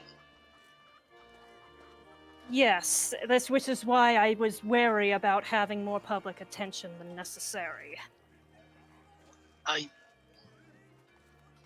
He kind of looks out the window as though he's trying to find a way to word what he wants to say. I don't understand why it's so hard to apply that to everything, is I guess what I'm getting at.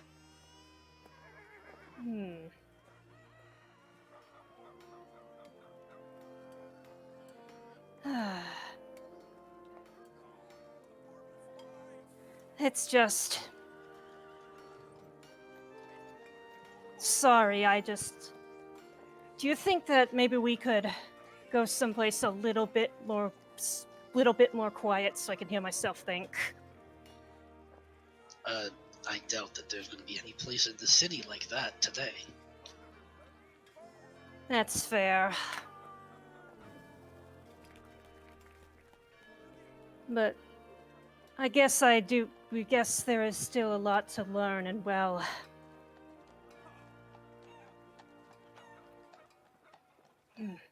Gah, she just kind of like shakes her head and then runs her hands through her hair. Yeah, before just kind of looking around. There are side rooms here, right? In the boarding house.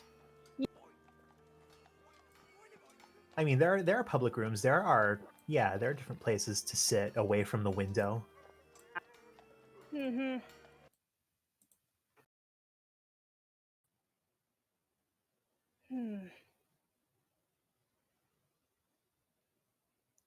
Yeah.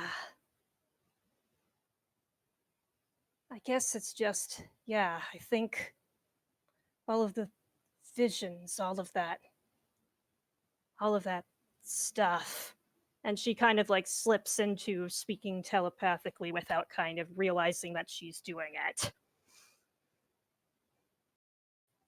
I think I got to at least to one of the main things that was bothering me so much about all of it. Why I've been so scared. And what's that? It's just, well, there are still some things I'm putting together. There is one thing that definitely stood out so far. That's everything that I've seen, heard about whatever this potential, she says, just kind of like running her hands down her, where like moving her hands just sort of over her general torso area. Everything I've heard about it has just been destruction and suffering and tyranny. And well, I may not understand a whole lot about this or how it all works, but I know that's not who I am, and that's not who I want to be. And I guess I was so afraid that, well, simply by the having the whatever it is, that I'd wind up down that road whether I liked it or not. But does that really have to be the case?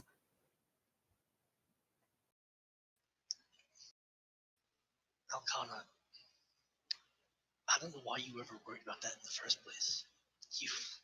You following this path of destruction, this path of tyranny. It's ludicrous. You're so much better than that. Hmm. It's just. I guess it's just that, yes, there is something that I do know for certain that I wasn't put here to destroy. I wasn't put here to tear down. I'm here to fix, to mend, to heal. It's just a matter of how do I do that now with all of this? I'm sure that's something you can figure out. Managed to figure out everything else that you've needed to.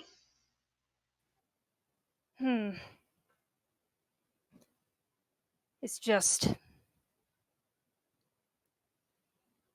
There's so much that couldn't have just been by sheer coincidence in all of this. I mean, you can dismiss a couple of things, but just looking at all of the threads that have, well, woven themselves across, well, literal aeons, there has to be something in it. And, well, I think now that I'm starting to grasp that a little bit more, I think I'm gonna be okay. And with that, there's just definitely more of like a small, like genuine, reaches the eyes kind of smile, and it finally seems that like that familiar spark of light that has sort of like been in her eyes ever since he saw her in Phasmatis. Though it's not necessarily the same. It's a bit more. It definitely doesn't seem to be like blinding. It seems to have finally come back.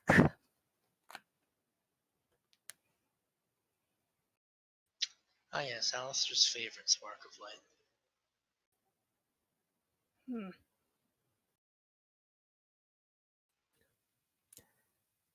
You two sit here, just feeling strengthened, feeling supported by each other's presence.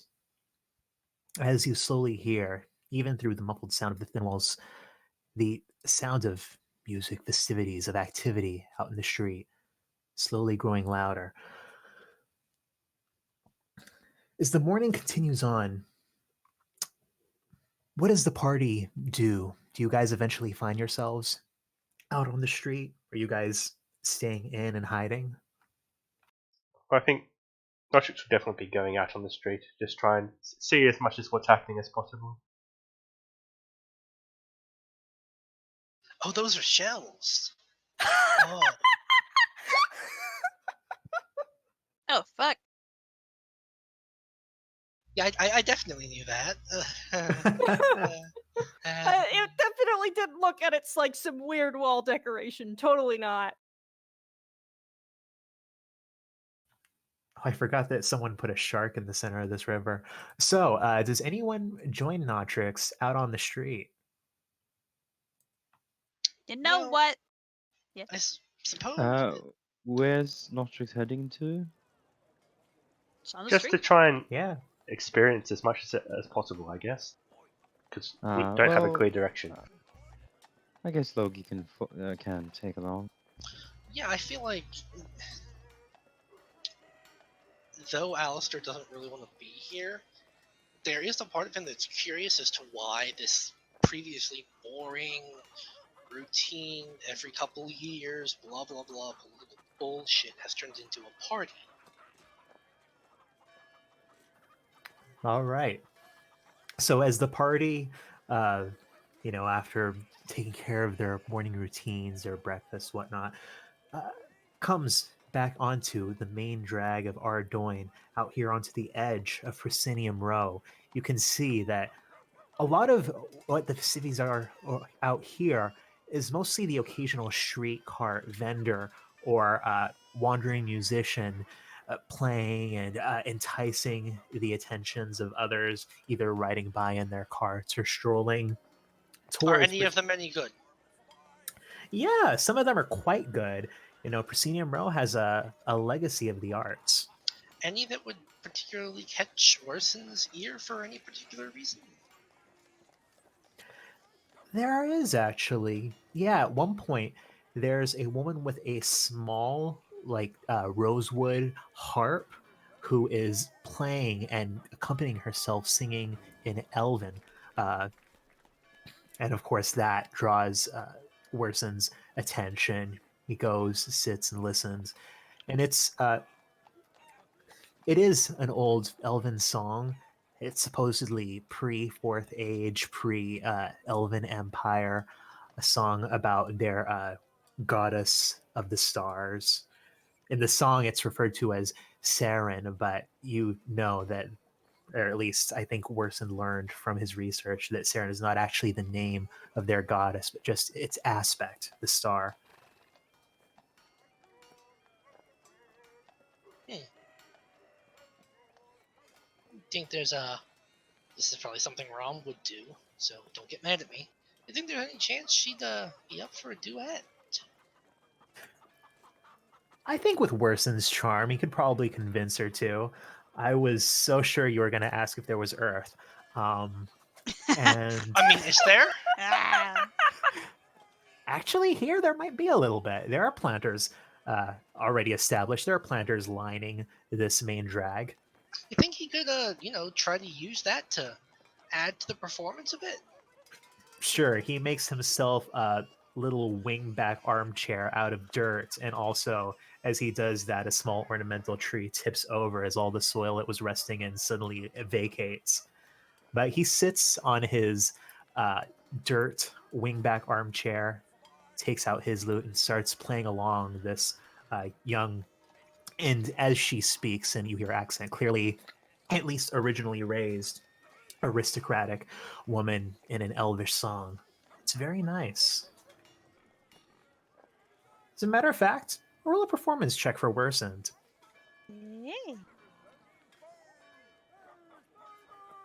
So nice, in fact, that he earns 13 silver coins just from the magnanimity of this performance from passersby. Cool. Well, Rom can't be mad about you making him money. I suppose he can't. So, as you guys continue along, it becomes more apparent that the activity seems to be centering, or at least concentrating, towards a spot on Proscenium Row, the large open grassy area uh, known as Liberty Square. And as you get closer to it, you can see that lining the streets and sort of the cafes and small playhouses closer to the square itself are all of these stoic-faced Frith mercenaries. You know, all of these swords for hire, wearing kind of the livery of the organizations they're associated with, and tall, ostentatious, absurd hats, multiple layers of felt, feathers, boas, some of them with antlers on them. Uh, hats that would push their height up in, somewhere close to 9 feet. And several of them are also holding poles with smaller, clearly homemade banners on them. Banners of what you recognize, Alistair, is the crest of Ardignus, but that crest upside down.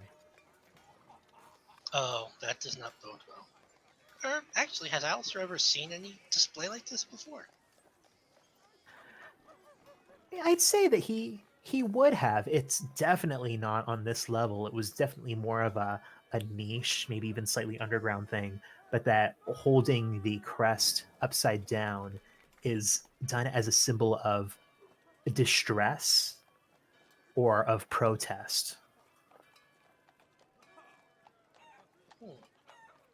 Is there any way that Alistair could maybe try to find out what is making these people distressed or why they are protesting?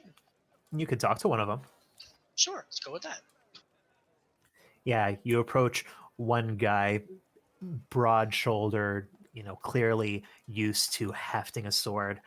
Um, he's wearing a hat with about 3 straps underneath it, and these bright blue and orange, what look like dyed ostrich plumes go darting out from his head at every direction, almost like a Vegas showgirl's headdress. Does this guy look like any of the Frith guilds that Alistair is familiar with? Does he dress? Yeah, you look at him, and he seems to be a member of the Frith Guild, whose name is Guild Millweir. Ah, okay. But yeah, Oliver walks up to him and says, excuse me, buddy, I can't help but notice the way that you have the symbol of the kingdom. Now, I'm not from around here, but I know a thing or two about holding symbols upside down. Oh, well, yes, we're out here in Mass. It's, to be honest, the first time in a long time that I've seen the League of Heroes, the Legends Guild, and Guild Millweir actually participating, coordinating with each other instead of being at each other's throats. This is a peaceful protest against the actions of the assemblage chevron. Alistair kind of blinks, probably somewhat in surprise because he's also surprised to hear this information. I've heard some things about these three guilds that you had mentioned. From what I understand, they don't like each other very much. Not typically, no. We're usually hired by competing interests. But we're united in this, in that it is essentially illegal and robs the people of their power by continuing to disenfranchise the guilds of Ardoin and of Kandarin as a whole. Well, my information might be out of date, but from what I understand, the guilds are the most powerful thing in Canada. Well, then it's been a while since you've traveled here. The guilds used to be, well, the mercantile guilds in particular, merchanting guilds, used to, well, used to hold a lot of sway, used to step in, pick up the slack where the crown and the peerage failed the people. That's not the case anymore, and while we applaud a more involved and conscientious nobility, it has come at the expense of demonizing the guild system and preventing them from operating with the freedom they require. Well, actually, my friend, I've never been here before.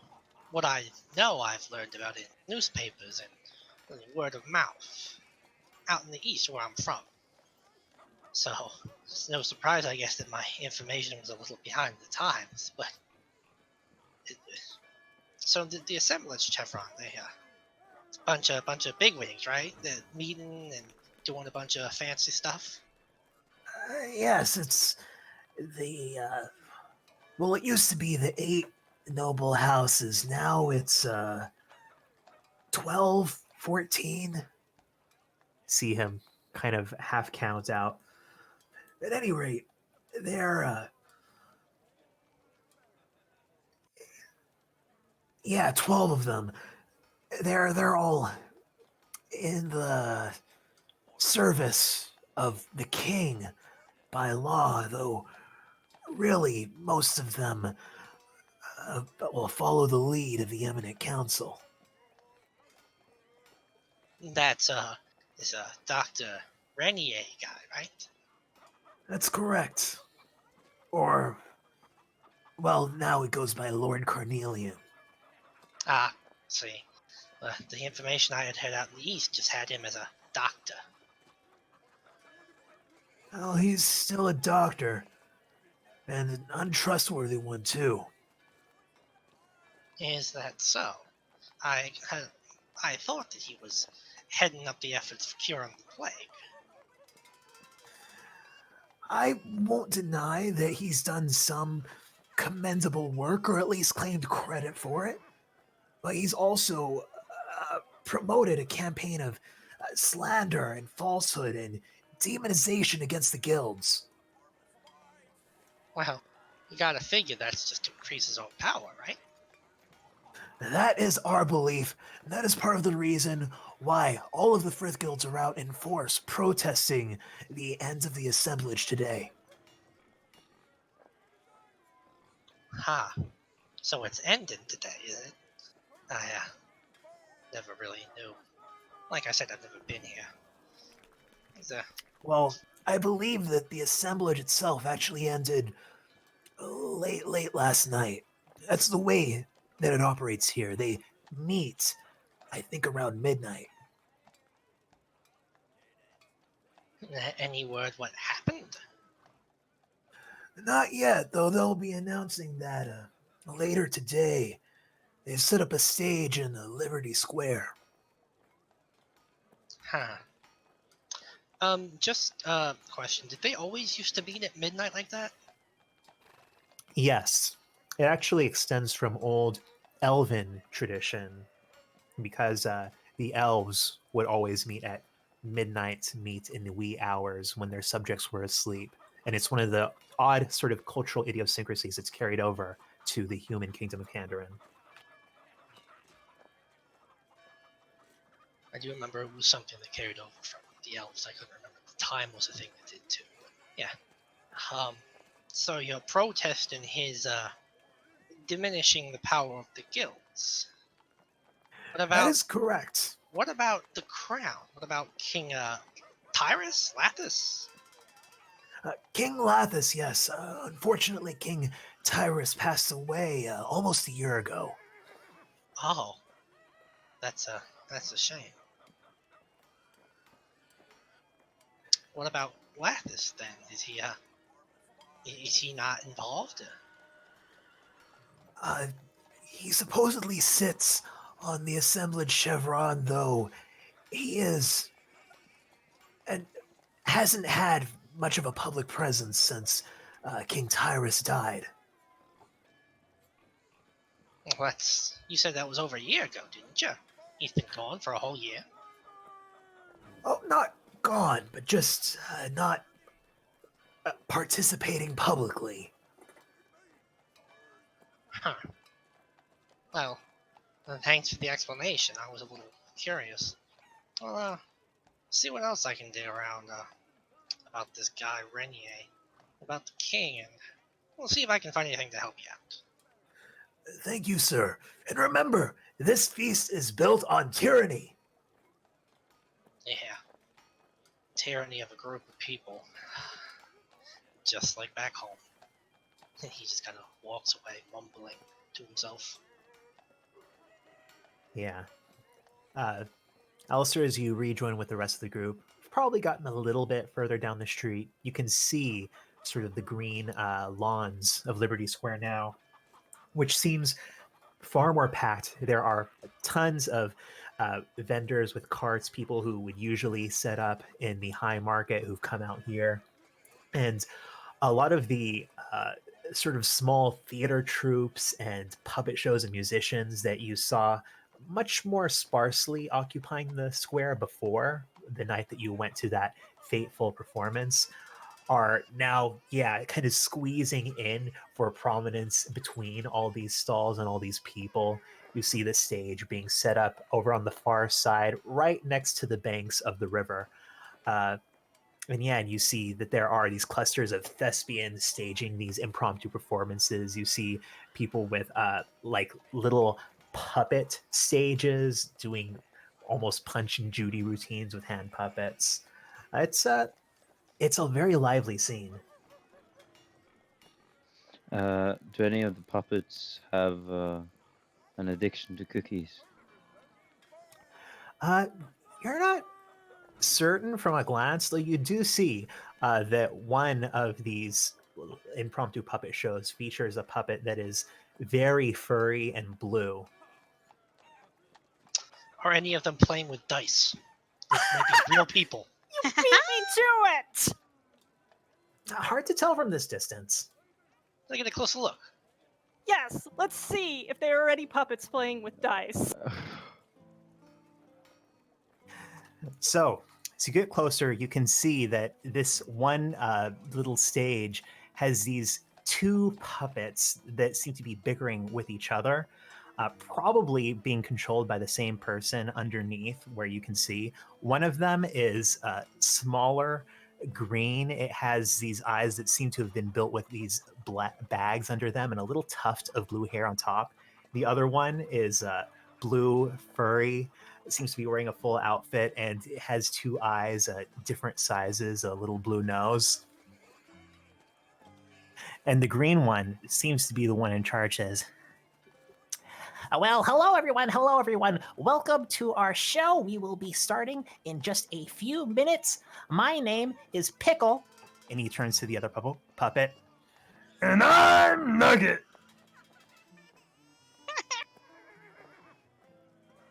Well, this seems to be an interesting show. Yes, very entertaining. And I turn towards the camera. Alistair also glances at the camera and says, "Man, if only I could see this every week, like on a Thursday." And as you watch the rest of this puppet show, which ends up being a very bizarre and meandering tale about these two puppets as adventurers evading a giant inflatable dragon that is actually someone's clandestine sex toy. It takes a total of about 10 minutes, but it's a pretty entertaining watch. Wait, what was that last part? That was something that actually happened.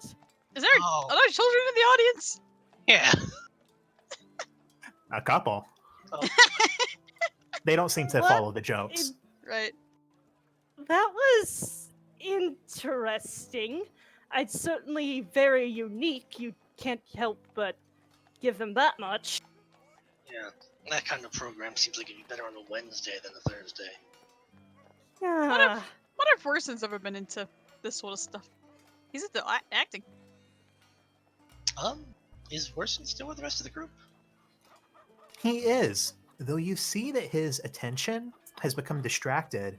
And once you follow his eye line, you see that he's actually looking at this small group of actors who are, a couple of them are in front and they're like dressed in leotards and white face paint and doing this just horrible looking dramatic performance.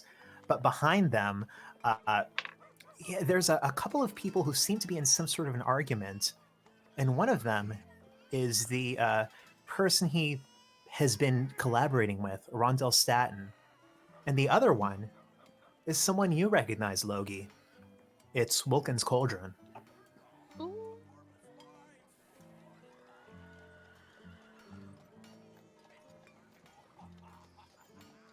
Hey, Worson. Is that Rondell Stack guy? Yes, it is, and he appears to be talking to somebody that, I don't quite recognize them. Better not be. What was his? Sorry, was his first name Wilkins? Yes, Wilkins Wilkins? Cauldron. Yeah, I wasn't entirely sure. Yeah, Logie says, "Oh, that's Wilkins Cauldron, the That's guy Wilkins- who wrote the Maze of Glass play." You tracked him down? Yes, although he doesn't seem to have been the true mastermind exactly. The play, he had a mentor, someone we've all heard about, a fellow called Vold. Of And, course it is. Yes, and well, he seems to be have been gotten some inspiration through dreams. It's all very spooky and ominous. So why is that one talking with, well... That was the director you got the play working with, right, Worson? Yeah, that's him. But, well, let's just say I, might want to give him some time with the script. Well, this Wilkins Cauldron's guy better not be trying to steal a play slot. Yeah, as you watch, you can see that Rondell Staten is becoming more animated and seemingly a little bit more peeved as the conversation continues. Ooh. I want to try and get close to hear what they're saying. Yeah, I think we want to get a bit closer and hear just what this argument is going on about. Yeah, I think Logi is going to stay back and sort of look nonchalantly in another direction, pretending like he hasn't noticed him. So, as a handful of you drift through the crowd to listen more closely, you can finally hear over the din what he's saying, and it's, God damn it, this is shite! This is shite! For years, I sent you some of my best work, fantastic plays, and every single one of your leaders has rejected it. Why is that? Why is that? You've performed dribble, I say. And now you're saying that you won't take it?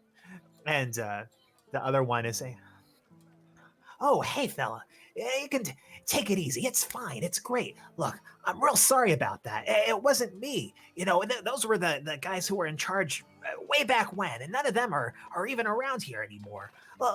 Look, we decided a while ago that we're going to do all our writing in-house. Well, that's shite. It's shite, and I won't stand for it. God damn it."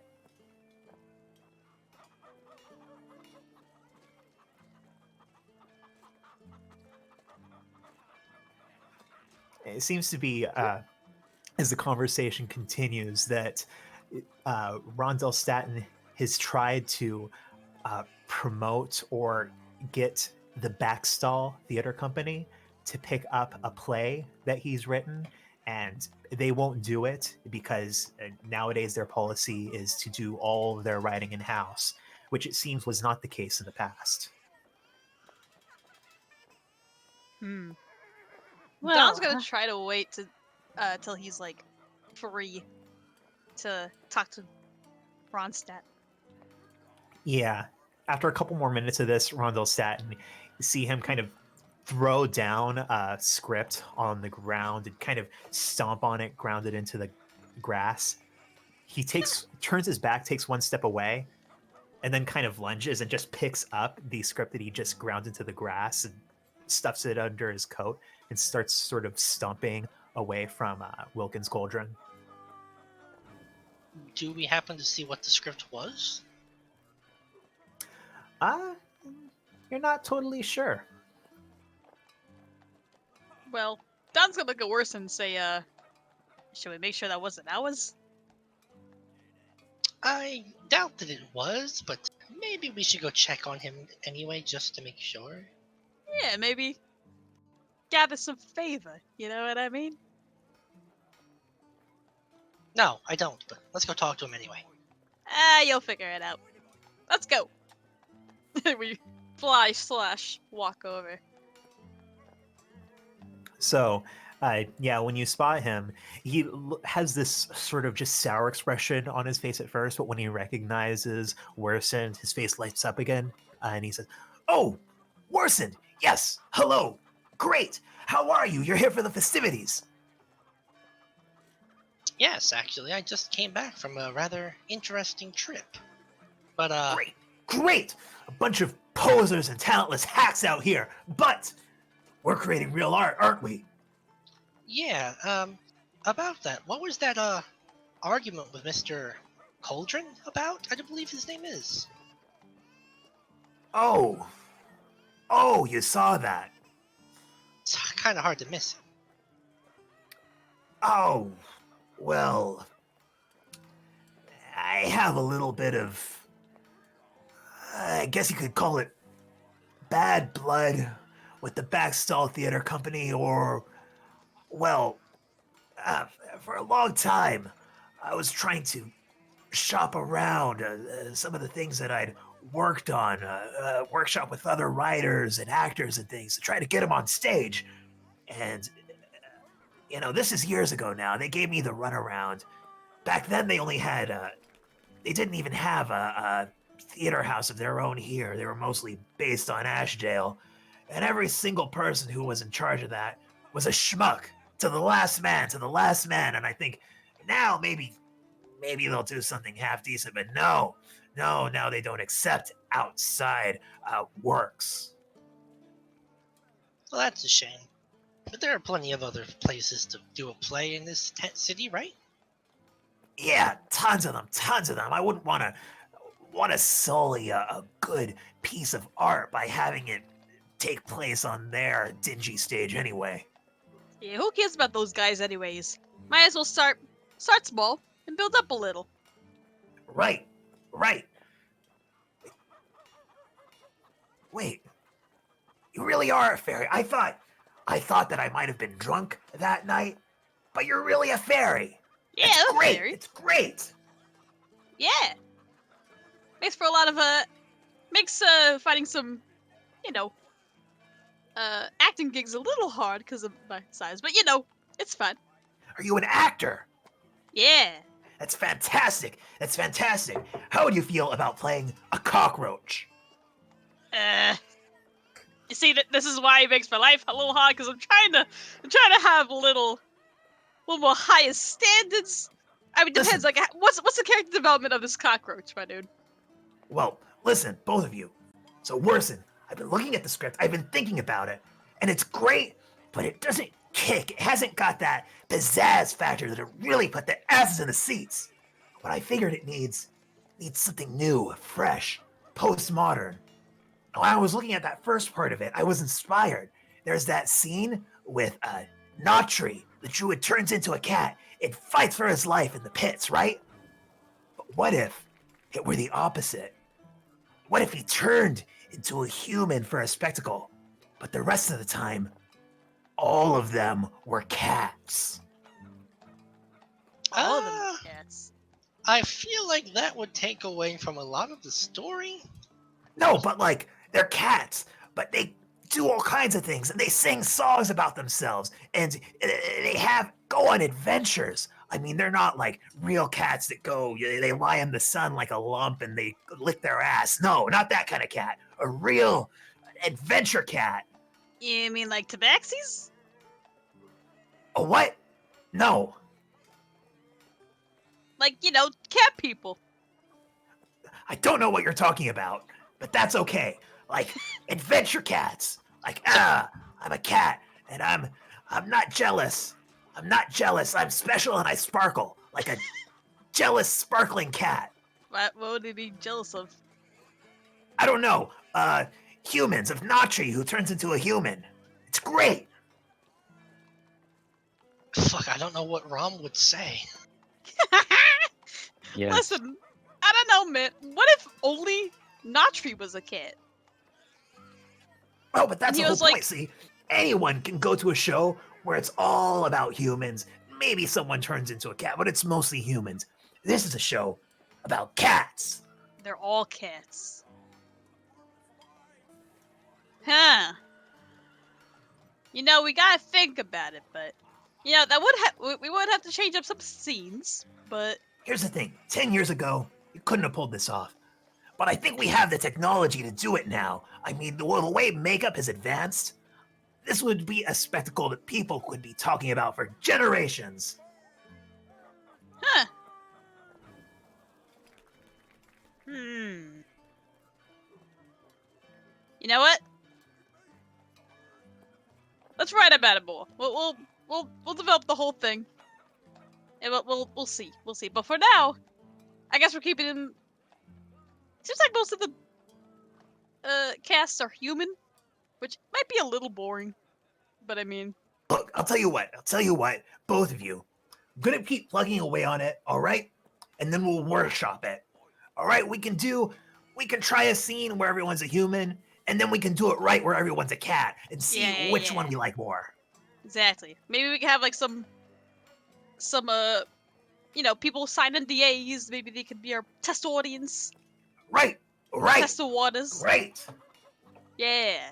All right. Well, we'll be on Yas for that, okay? Good. I'm looking forward to it. Yeah. Yeah, we'll be in touch. Yeah, he gives a couple of enthusiastic nods, shakes your hand Worsen a little too firmly, goes to shake your hand, Don is not sure how to do it, so gives you like a little pat on the head, and then, much more invigorated, stalks off to presumably work more on putting more cats into your piece of theatrical art. Worsen has a an unsure look on his face. Hey, if they want to be cats, I can play basically every role. Cats are small, my size. And yeah, but if we make them all cats, and what does that make Subayai? True. Maybe we could change into a dog. And what about the sirens? Does that make them fish cats? Maybe. I don't know. Does that make sea orphans fish cats too? I think they would be cat with fish-like features. They'd just be catfish, not fish cats. Right.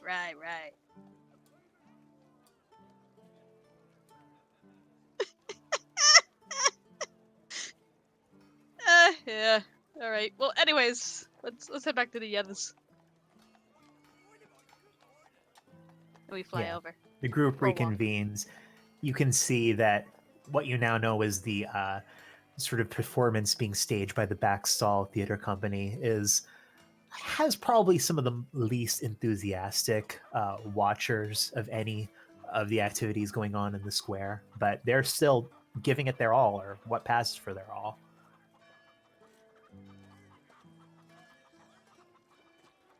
Huh.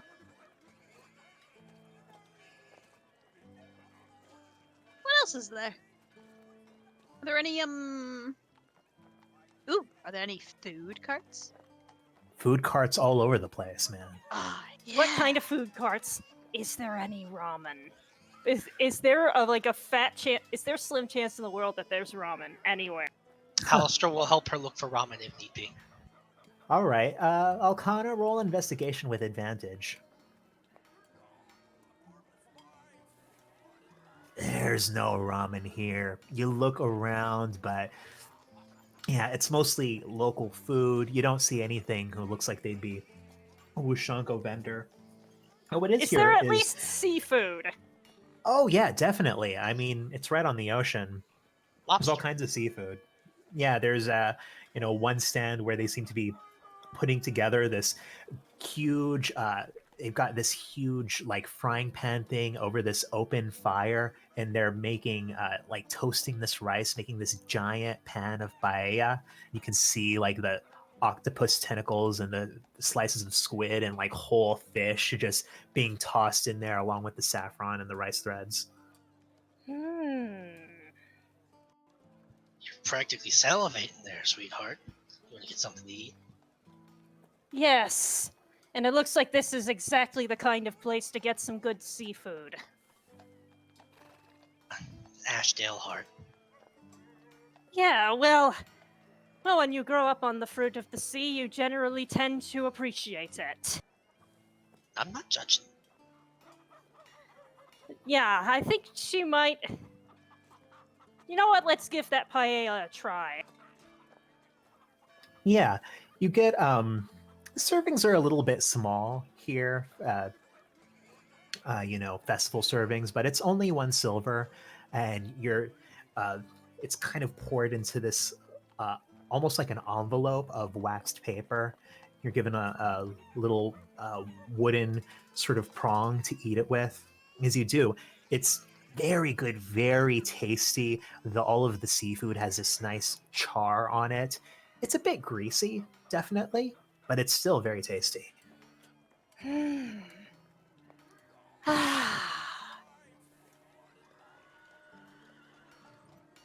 I take it that means we'll be coming here often then. I can't say that for certain, but I'll certainly savor the memory.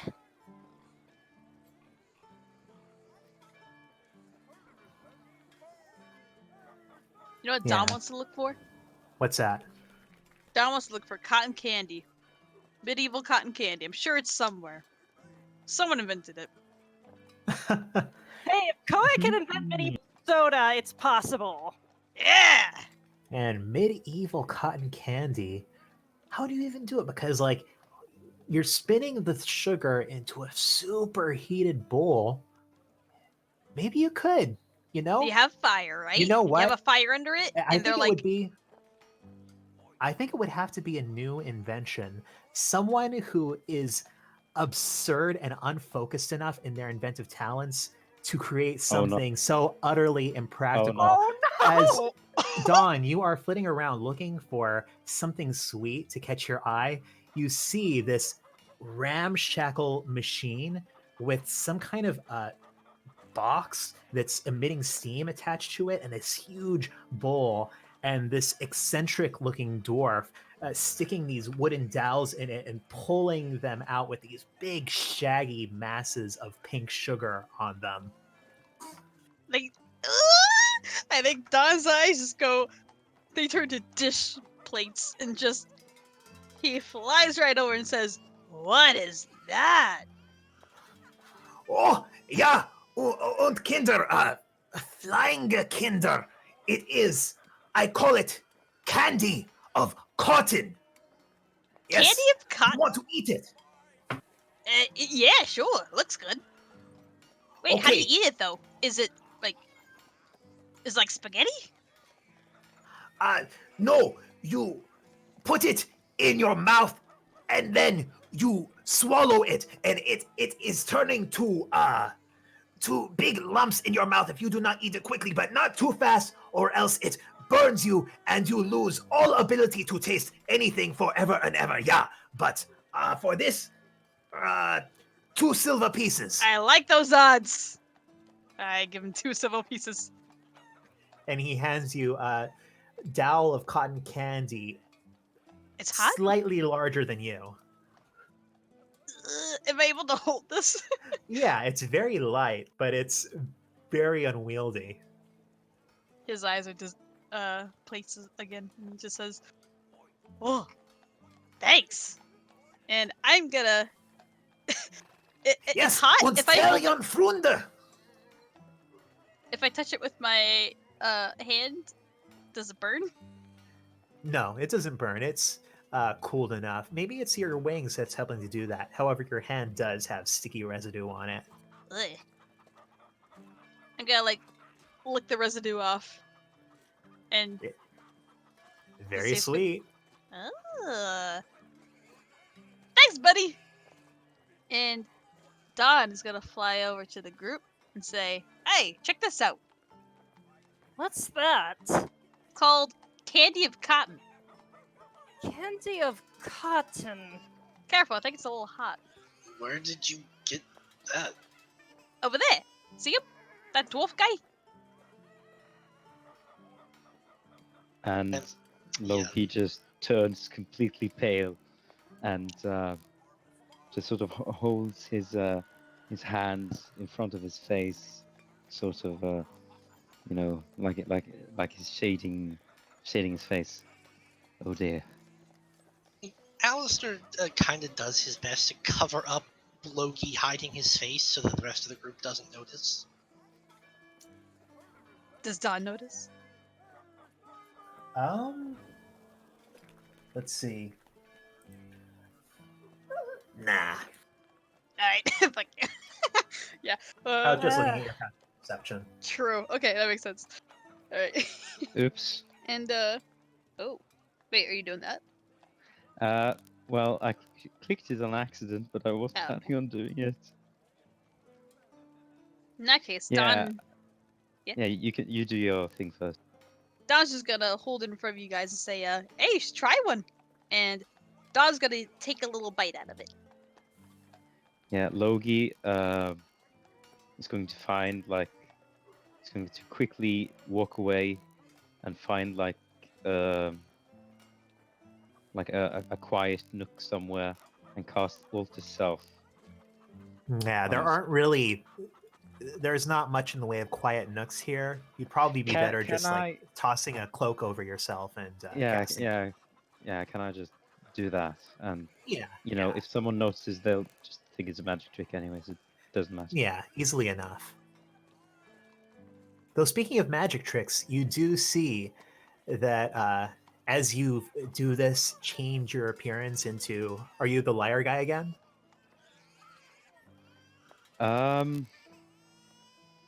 How old was the liar guy? Probably like I don't know, late 20s? Oh, that young. I thought he was in his 50s or something. Sure, he's in Okay. his 50s. Why not? Yeah, okay. I'll turn into the liar guy. I sort of imagine him as a sort of very smooth-faced, bald-looking fellow who's, he has that sort of look on him of the kind of guy that's very sort of relaxed, but it's a sort of kind of weird relaxed, like hard to describe. I Like know. Patrick Stewart?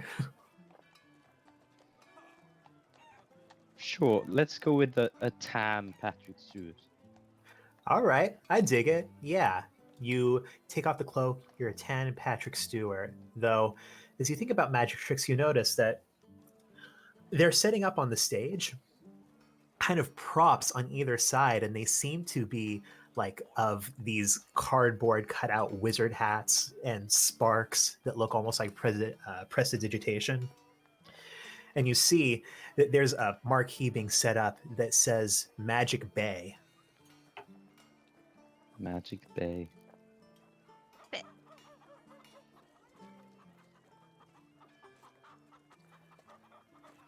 So, yeah, Logie returns to this group looking like a different person entirely. Wait, Don squints, and does he notice that that's Loki? Well, it's the same outfit. Yeah, so he's just like, Loki, why'd you do that? Oh, just a precaution. Where's his eyebrow? Earlier that man that Rondel Staten was arguing with, he's seen my face, and there's some others too. Yeah, that makes sense. Oh, that makes sense. All right. Well, I can't blame you for wanting to hide things. What time is it? Is it almost like time for the announcement, or is that going to be a while away? Just curious. Or whatever they would do. You're not entirely sure, but at least the way that the stage is being set up, it seems like there are probably going to be a few things before then. And yeah, at this point, you see that these that there have been like these roses set up in front of the stage, and you see that there are a few trained animals on either side. And you see that one person up near there has this large like cage just full of crows. Well, that's a red flag, but That is a red flag. We don't like crows in this campaign. Or is the black flag? See, and I normally like corvids.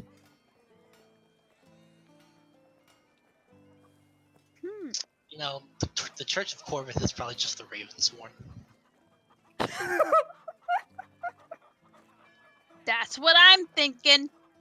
So are we just going to have, like, Maud Raven come out on stage at, like, the zenith of the festival or something, and then get take shot over in the our... back. Yeah, at this point you hear like a handbell being rung from somewhere in the crowd, not towards the stage though. You hear the familiar timbre of a town crier. As you look back, you see that it is a regular town crier, but in much more dressy clothes, almost like a quasi-military uniform. He says, "We hereby announce the conclusion of the meeting of the assemblage chevron by the honorable peers, and the new laws that have been proposed. Law the first, the anti-guild corruption and racketeering ordinance. This will tax any goods coming from lands that are not owned by members of the peerage, so as to properly ensure that guilds pay their fair share to the royal and common trust."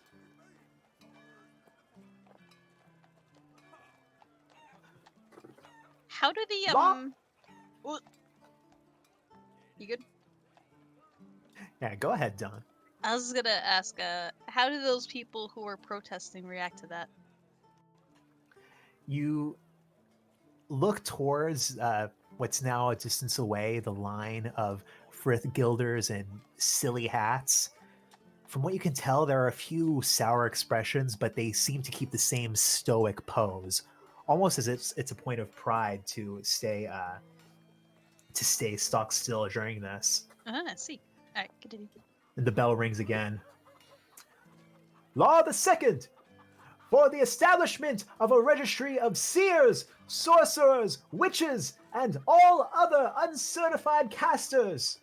Uncertified and untrained casters must register with the kingdom on penalty of law and possible incarceration. Alistair kind of looks to the rest of the group and very under his breath, "Are you sure you don't want to leave now?" And Elkanah definitely looks a little bit nervous. No. Law the third, for the creation of a new census so that the crown may better serve the needs of its people. This will include, for the first time, the status for religion and guild membership. Those who do not participate in the census will not be eligible to receive the vaccine for the plague and must submit to quarantine. Huh.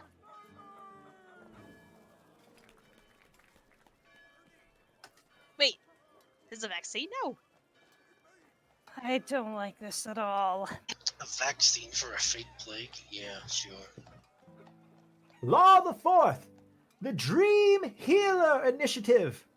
By the largesse of the assembled chevron, free healers of spiritual, psychic, and moral ailments will be established in all major towns in Kandarin to offer free treatment, counseling, and services to the people. That seems like the first good one. Wait a minute. Free dream healers.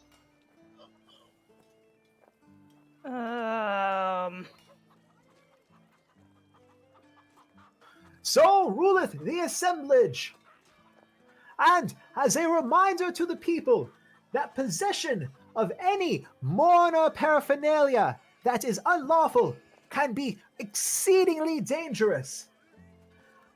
Possession of mourner paraphernalia without the proper authorization is considered a felony under the crown.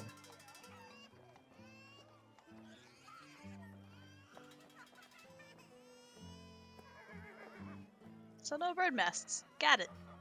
And a lot of other things that you don't know about, but yes. Huh. Oh boy. Yeah, as the town crier continues to walk through the crowd, see him ringing the bell again and repeating the same message. Okay. Oof. I think Logi is going to walk up to this cotton candy salesman.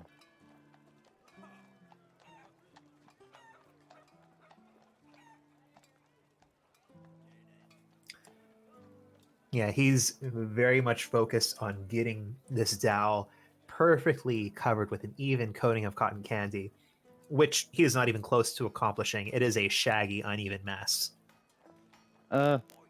Excuse me. Ooh, yeah. You're wanting to try candy of cotton.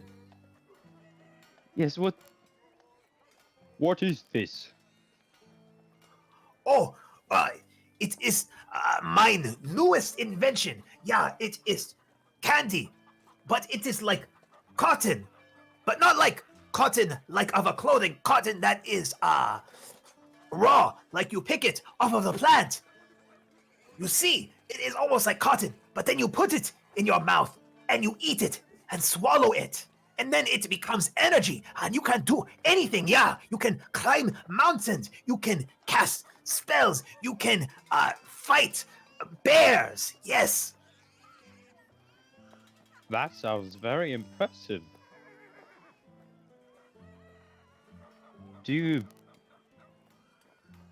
make these kind of things often? Cotton candy. No, it is my newest invention. Yeah, only for festival. Yeah, I invent many things. There is no wit greater than that of Dr. Sigurd Laysmith. Oh, that I don't doubt. You are wanting candy, yeah? It is 2 silver. Yes, I think I'd like to try some of that. Yeah, you pay him 2 silver, and with a flourish, he swipes this dowel out of the bowl and hands you this very ugly mass of pinkish sugar. Oh. Very impressive.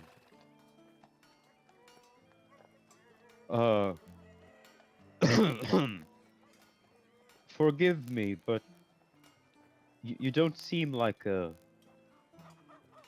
native to these parts. Oh, nine. I am coming from Keldegrim. Yeah, but this is just a lark. I come to Ardoin to meet with other experts, yes, but none so much an expert of the sciences than Dr. Sigurd Laysmith. No, I imagine not. So, you have exciting plans then. Yeah. It is much excitement. You look around. It is excitement in every pore. Yes, very exciting.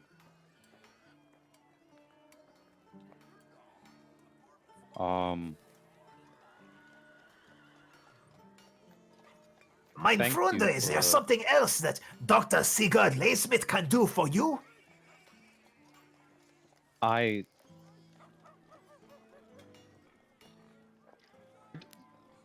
don't I don't think so right now.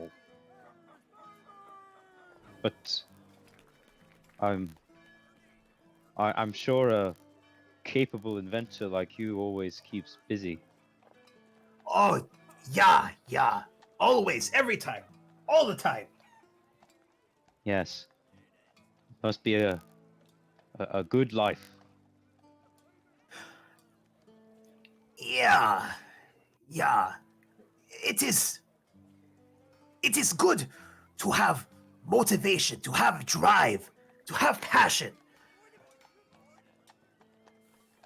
Sometimes people, they do not know how to channel passions, but that is no problem for Dr. Sigurd Laysmith. Tell me, you have not tried your candy yet. How are you liking the candy? And I am going to try the candy. I hope I don't have to roll a Constitution saving throw. No. It's just a big sticky mass. It tastes very pink. I'd say some of it gets caught in your beard, but I think at this point you don't have a beard. Yeah, in my metaphorical beard. Oh, it's very good. Yeah. It is a luxury, deluxe gourmet. Unlike anything you have ever had before. That is the Dr. Sigurd Laysmith experience. I'm sure it is.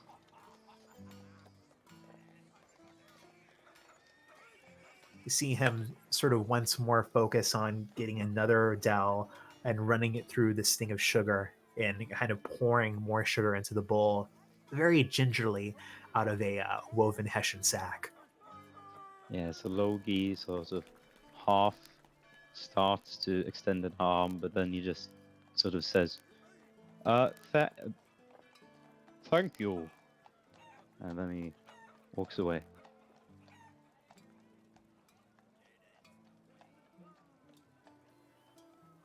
So he walks away, eventually rejoins the rest of the party.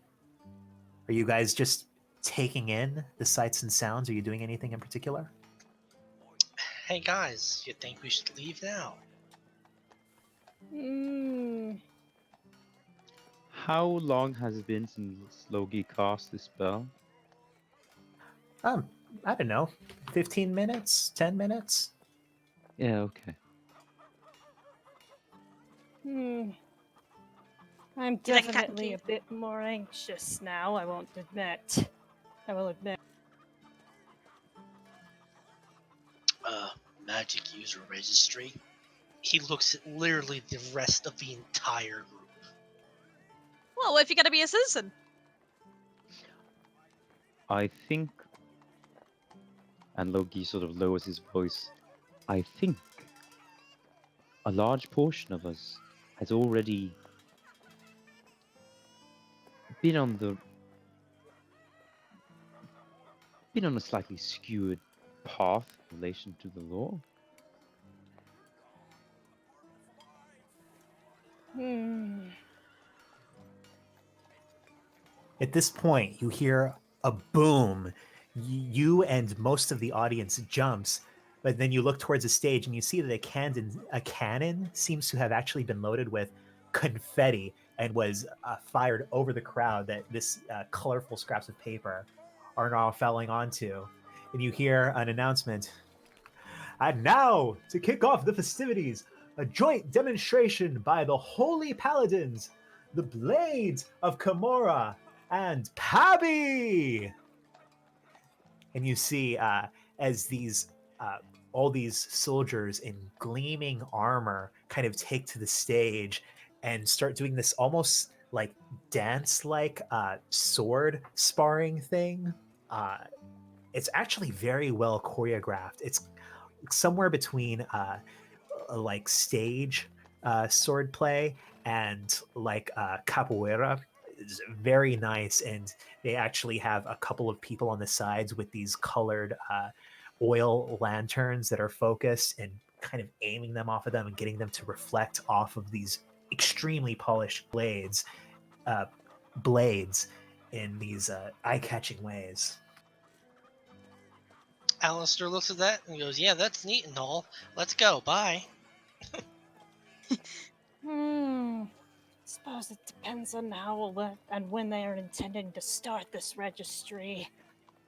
Oh my god, how much more proof do you people need? Here's the thing. I mean, we need to be like a citizen of Kandarin to even be registered, right? I mean, like it's a census, right? So we're Do gonna you be think fine. they're even going to care about that? That announcement came before they were talking about the census. Well, we could always, take our names again. What is with you people? Can we please just leave? It is Yeah. obvious that that is the right decision. But yeah, Alistair, just from your experience of the assemblage chevron and how laws are made there, you know that any statutes that they make are not enforced until usually about a month after the assemblage itself is held. Yeah, but you don't have to tell them that, so. I mean, I suppose I've gotten enough reconnaissance here to write a pretty impressive report already. If staying any longer is going to cause us to be in danger, then it might indeed be better to leave as soon as we can. Yeah, like now. Should we go? Yes. I mean, here's the thing: we can go, but then we'll miss everything. But then if we don't go, then Miss. we might be on like the registry, and I Miss don't know, what, man. Don? What is And there? now, the top amateur bounty hunter for the Province and Border Initiative, Guil Bargus. In addition to bringing in over 223 goblin scalps, he also oversees the Grim Kennel and our beloved mourners' important K9 initiative. Let's hear a hand for Guil Bargus. You do know that this is going to get progressively worse the more that we stall, right? We should leave. Yeah, let's go. Get I'm back okay to with the that. boarding house and get our things. No tricks is staying. You have fun with that, buddy. I will. Because Alistair is out. No, All right. Logi is only going to stay until there is around 5-10 minutes left of his spell, and then he's going to hurry away. All right. That'll So go with Alistair. But yeah.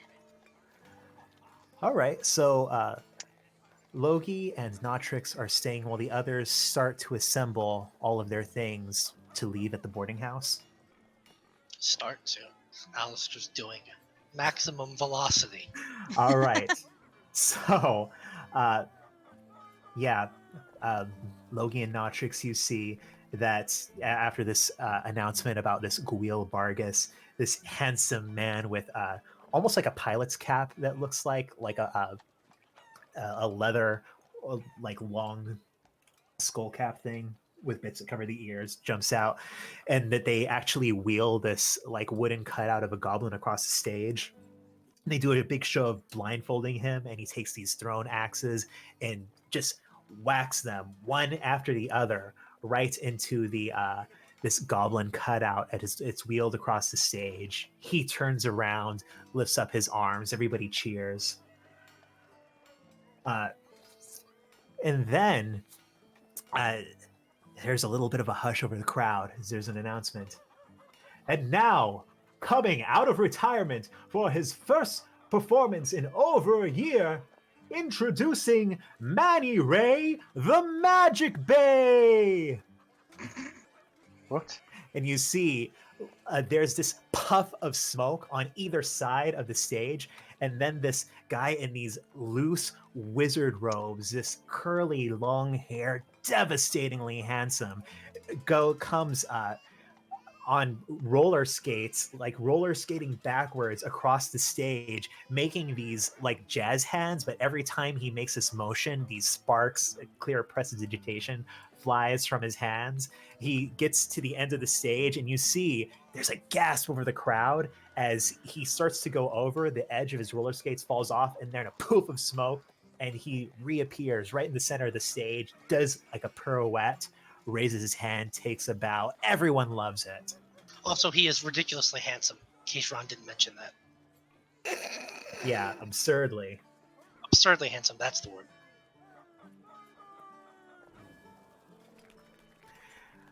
And yeah, it's this whole performance that he gives is something like that. It's a lot of relatively simple magic, but done with a lot of flair, a lot of showmanship.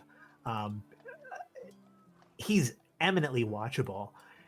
At one point, he calls out over the audience, and now for this next trick, I'm going to need a volunteer. Can I get any volunteers from the audience? Worson raises his hand immediately. And he's looking. He finally says, "Oh, you sir there, holding the instrument. Come up. And what's your name, sir?" And he gives him the same name that Rom should have given you for him to write on the paper. Oh yeah, he did. That name is Len Mine. That's the one.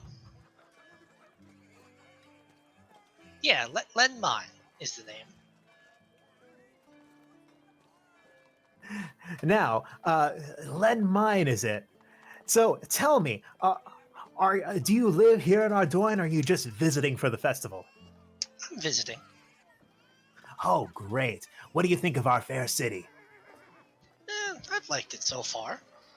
Definitely not what I was expecting, but not in a bad way. You like it so far? Like seeing all the people, like seeing all the animals? What do you think about the local wildlife here? I was expecting more, Ooh, I shouldn't say that. Never mind. You were gonna say rabbits, weren't you? Yeah, you know what? Yes. I was expecting more rabbits, but There's a little bit of an ooh over the crowd. Oh, easy, folks, easy, folks. He doesn't know local history. Well, we've had trouble with our rabbit population of late. Let me tell you something. Rabbits can be everywhere, around the corner, places you don't even expect. Heck, you might even be a rabbit. Oh, I doubt that. But I suppose Oh, I it's mean, possible. what does a rabbit do? Hops around on all fours, thumps its little foot? Hey, I'd go so far as to suggest that you could hop around on all fours and thump your little foot. Make a wisdom saving throw for Worsen. Suggest. I get it. You're funny, dude.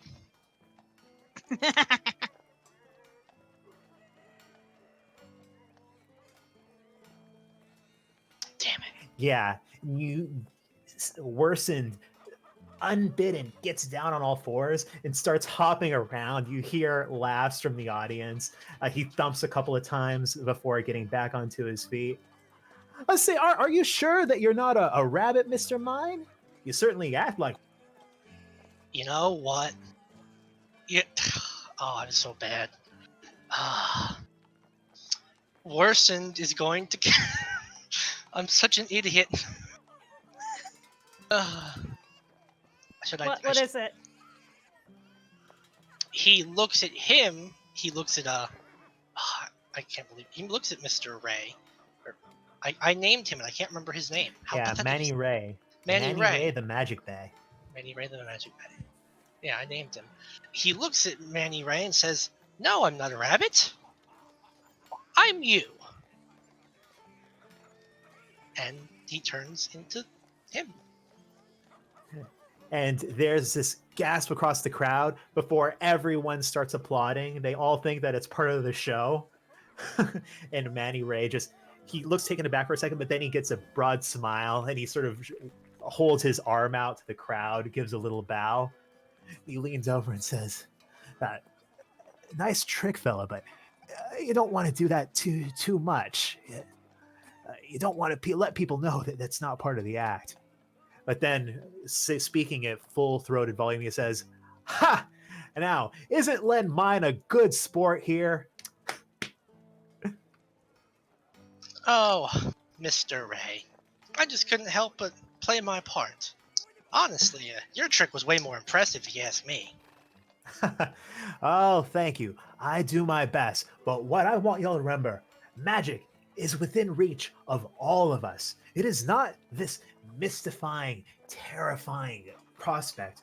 No, any of us has the prospect to learn magic, to master simple spells if we only take the time and the right training. Well, thank you again very much, Mr. Mine. You can return to the audience. And he does, after turning himself back into himself. Yeah, and when he does, there's another titter of applause and cheering. Man, I should have just stolen this guy's show, but Rom would do it, wouldn't he? Fuck. He would do that. He would. So after a few more minutes of this, he sort of waves his hand and he says, "Oh, it's been great being out here in front of all of you today. I'm sorry that I was away from the stage for so long, but I'm so happy to see all of you out in full force to support the Eminent Council, the King, and the assemblage Chevron." Applause. And you see at this point, there's also been like another tent set up at the back of the stage, though he hasn't used it in his act. Well, not really a tent, more like what do you call like a canopy thing that's brought out by a bunch of footmen, you know? I don't know. But you know the kind of thing I'm talking about, right? Yeah. Like a Fuck. um, Describe it again. Yeah, like, it'll have the four handles and it's sort of a big canopy and, a bunch of people hold it. An arc, a palanquin? Oh, I think it's a Palanquin? palanquin, maybe? Yeah, like a. Wait, is someone sitting on it? You're not sure because it's sort of like a tent on a platform. Yes. Hold on. But that's been kind of deposited in the back of the stage. But he says, "But seriously, I'm only here today for entertainment. But the true man of the hour is Dr. Titus Renier Carnelian, Lord Carnelian. And I am deeply privileged to be able to introduce him this day. Let's have a big hand for the Eminent Council." Everyone applauds as this handsome man, it's a whole bunch of handsome men this day. This man, broad-chested, pompadour, square jaw, handlebar mustache, gray at the sides, steps onto the stage, waving one hand magnanimously, outfitted in these very expensive looking robes. And so he gets out, and Manny Ray gives him the stage. You see him just soak in the applause, the adulation for a few minutes. And Worsend notices that on the seats that have been set up at the back of the stage, that Alatira is actually among those sitting behind him. And he says, "Oh, thank you, thank you. People of Ardoin, people of Kandarin, you have weathered tragedy. You have proven the mettle of Ardoiners. And today, we all stand here stronger than ever." Big applause line. "The war is over, and the plague will soon be a thing of the past. People are being elevated from guild tyranny to be able to stand on their own 2 feet." More cheers. "Tomorrow, the last elf in Kandarin will be hanged in the west, in the view of the wall of the old Baxtorium Palace. Never again in our land will an elf be allowed to walk. Never again will we be forced to entertain such a legacy of tyranny. No more will their spies be able to cross the Galapagos. This is a new era of the people. Thanks, most of all, to King Lathis, who has emerged this day from a seclusion to stand before you and to take in this momentous occasion." And you see the palanquin in the back open up. It's still in shade, it's still difficult to see, but there is within a throne and a very frail old figure sitting there.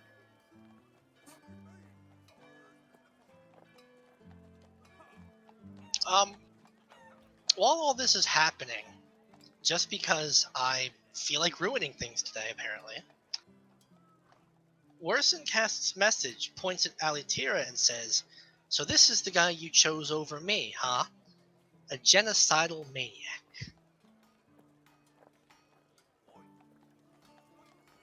Yeah, as Worsen casts this, see her kind of start in her chair, but quickly recognize who this is, what's going on. And after a second, he says,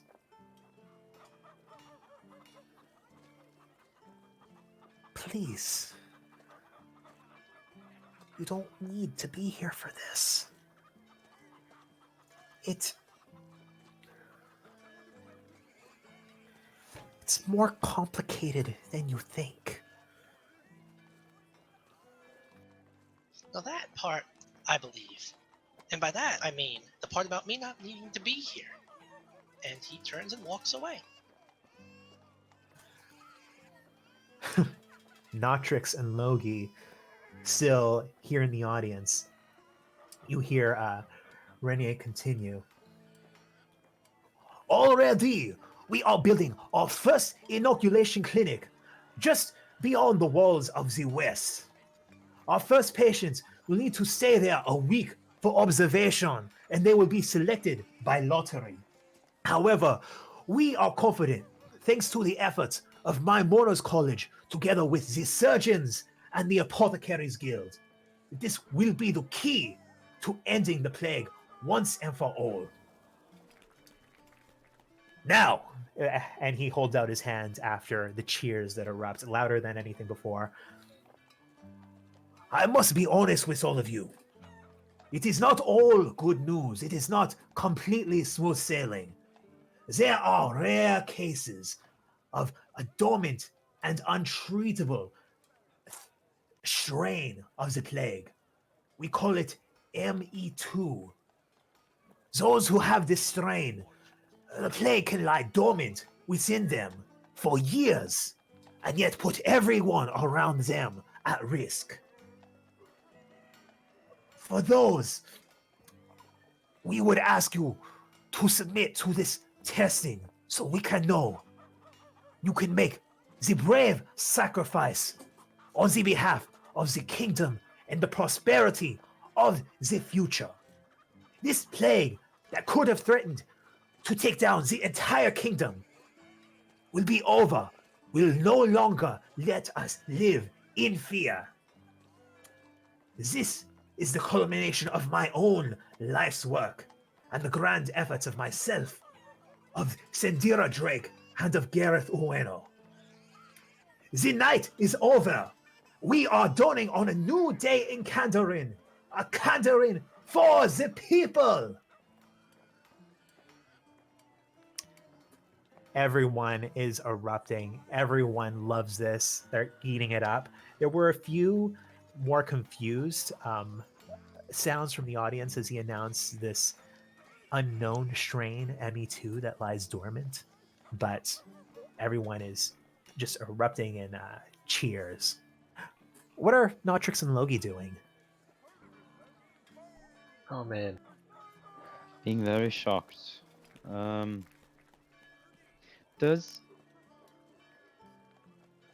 Did I know that Lathus was very old? Well, Lathis is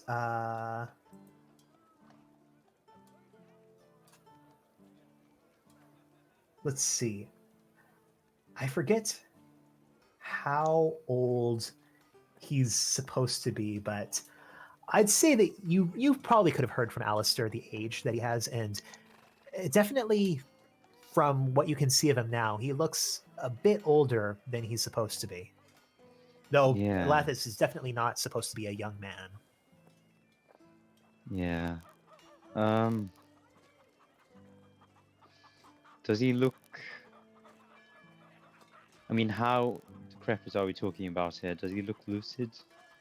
Roll a perception check.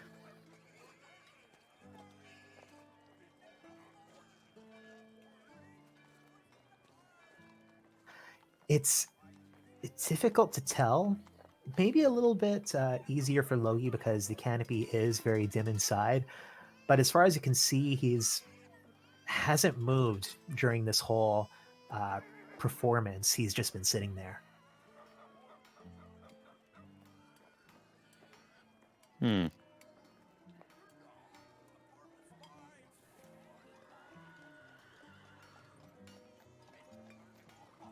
Sort of looking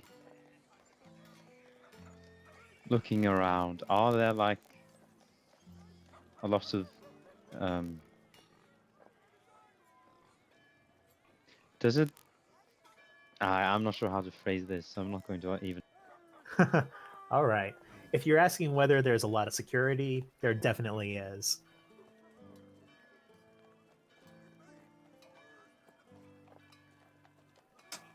But around this time, as Renier's speech is ending, and you're getting not quite to like the 5-minute mark, but definitely closer to the end of your spell, Logi, you both hear this rhythmic kind of chunk, chunk coming from somewhere towards the street. Chunk, chunk. Chunk, chunk. Seems to be the sound of like swords or maybe like shafts or something being clinked against each other in this rhythmic pattern. And then you hear this. Ooh, that was horrible, but you hear like a wolf howl. That's a pretty weird noise. Every way but physical. Rhonda's the wolf.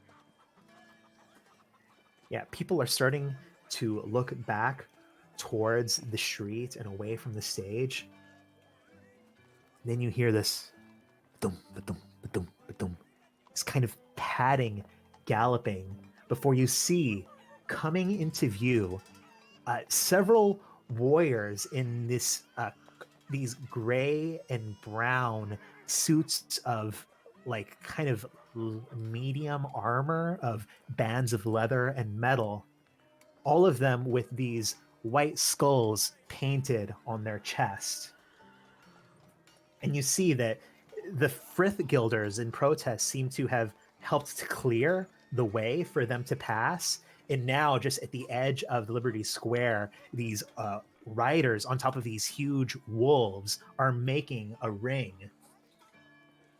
And then you see one of them pull up to the front, a little taller than the others, or at least a little more powerfully built, wearing this full helmet.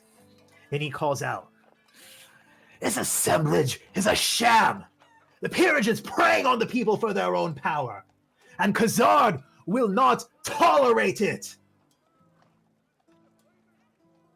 A bit of a hush falls over the crowd.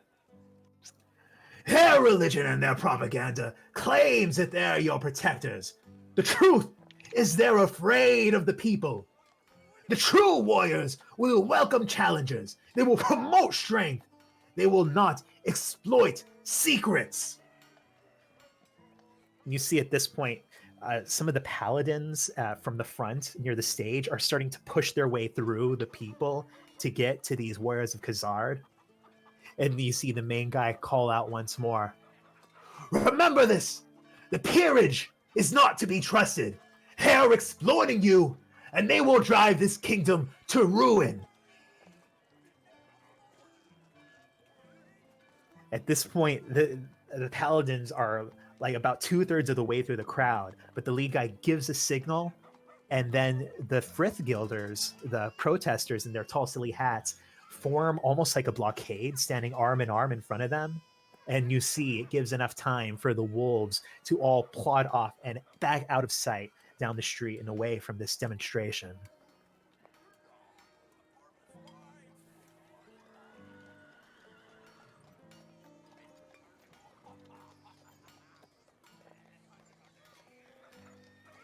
There's a little bit of confusion after. Some of the paladins break through the line, try to give chase. Several of the people are looking around. It's definitely soured the celebratory tone this festival is supposed to have. Logie and Notrix, what are you doing? I really just want Are to. they our security like ushering Lathus and other important people away, or are they still just looking on? It seems like, well, immediately the curtain was closed on on Lathus's palanquin, and it seems to be being taken away. You can actually still see Renier and Alatira up there, but they seem a little bit unsure what to do. There's paladins and knights of Ardoin, and even a couple of mourners near the stage with muzzled dogs stand close to them, kind of ready to stand to their defense. In the crowd, some of them are starting to try to disperse where they can. Yeah, okay, I think Logie is going to hurry and try to get away from here as quickly as possible, because after these new laws and Khazad people coming to fuck shit up, I think suddenly, you know, to suddenly have a magic spell disappear in the middle of this crowd, it's not a good look. All right. So Logie, probably like put your cloak over you yourself again, but start hurrying out. Notrix, are you just accompanying Logie? Man, I really wish I could have used one of my spells here, but I can't think of the right words to say. So yes, I will be fine.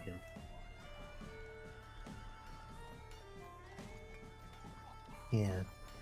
So you guys, you need to take a few side streets because there's a lot of activity on the main drag, but you do manage after several minutes to get back to the boarding house, where it seems like Elkanah and Alistair have already packed up most of the party's things. And there's still energy, electricity in the air, but the character of it has changed, shifted, grown more tense.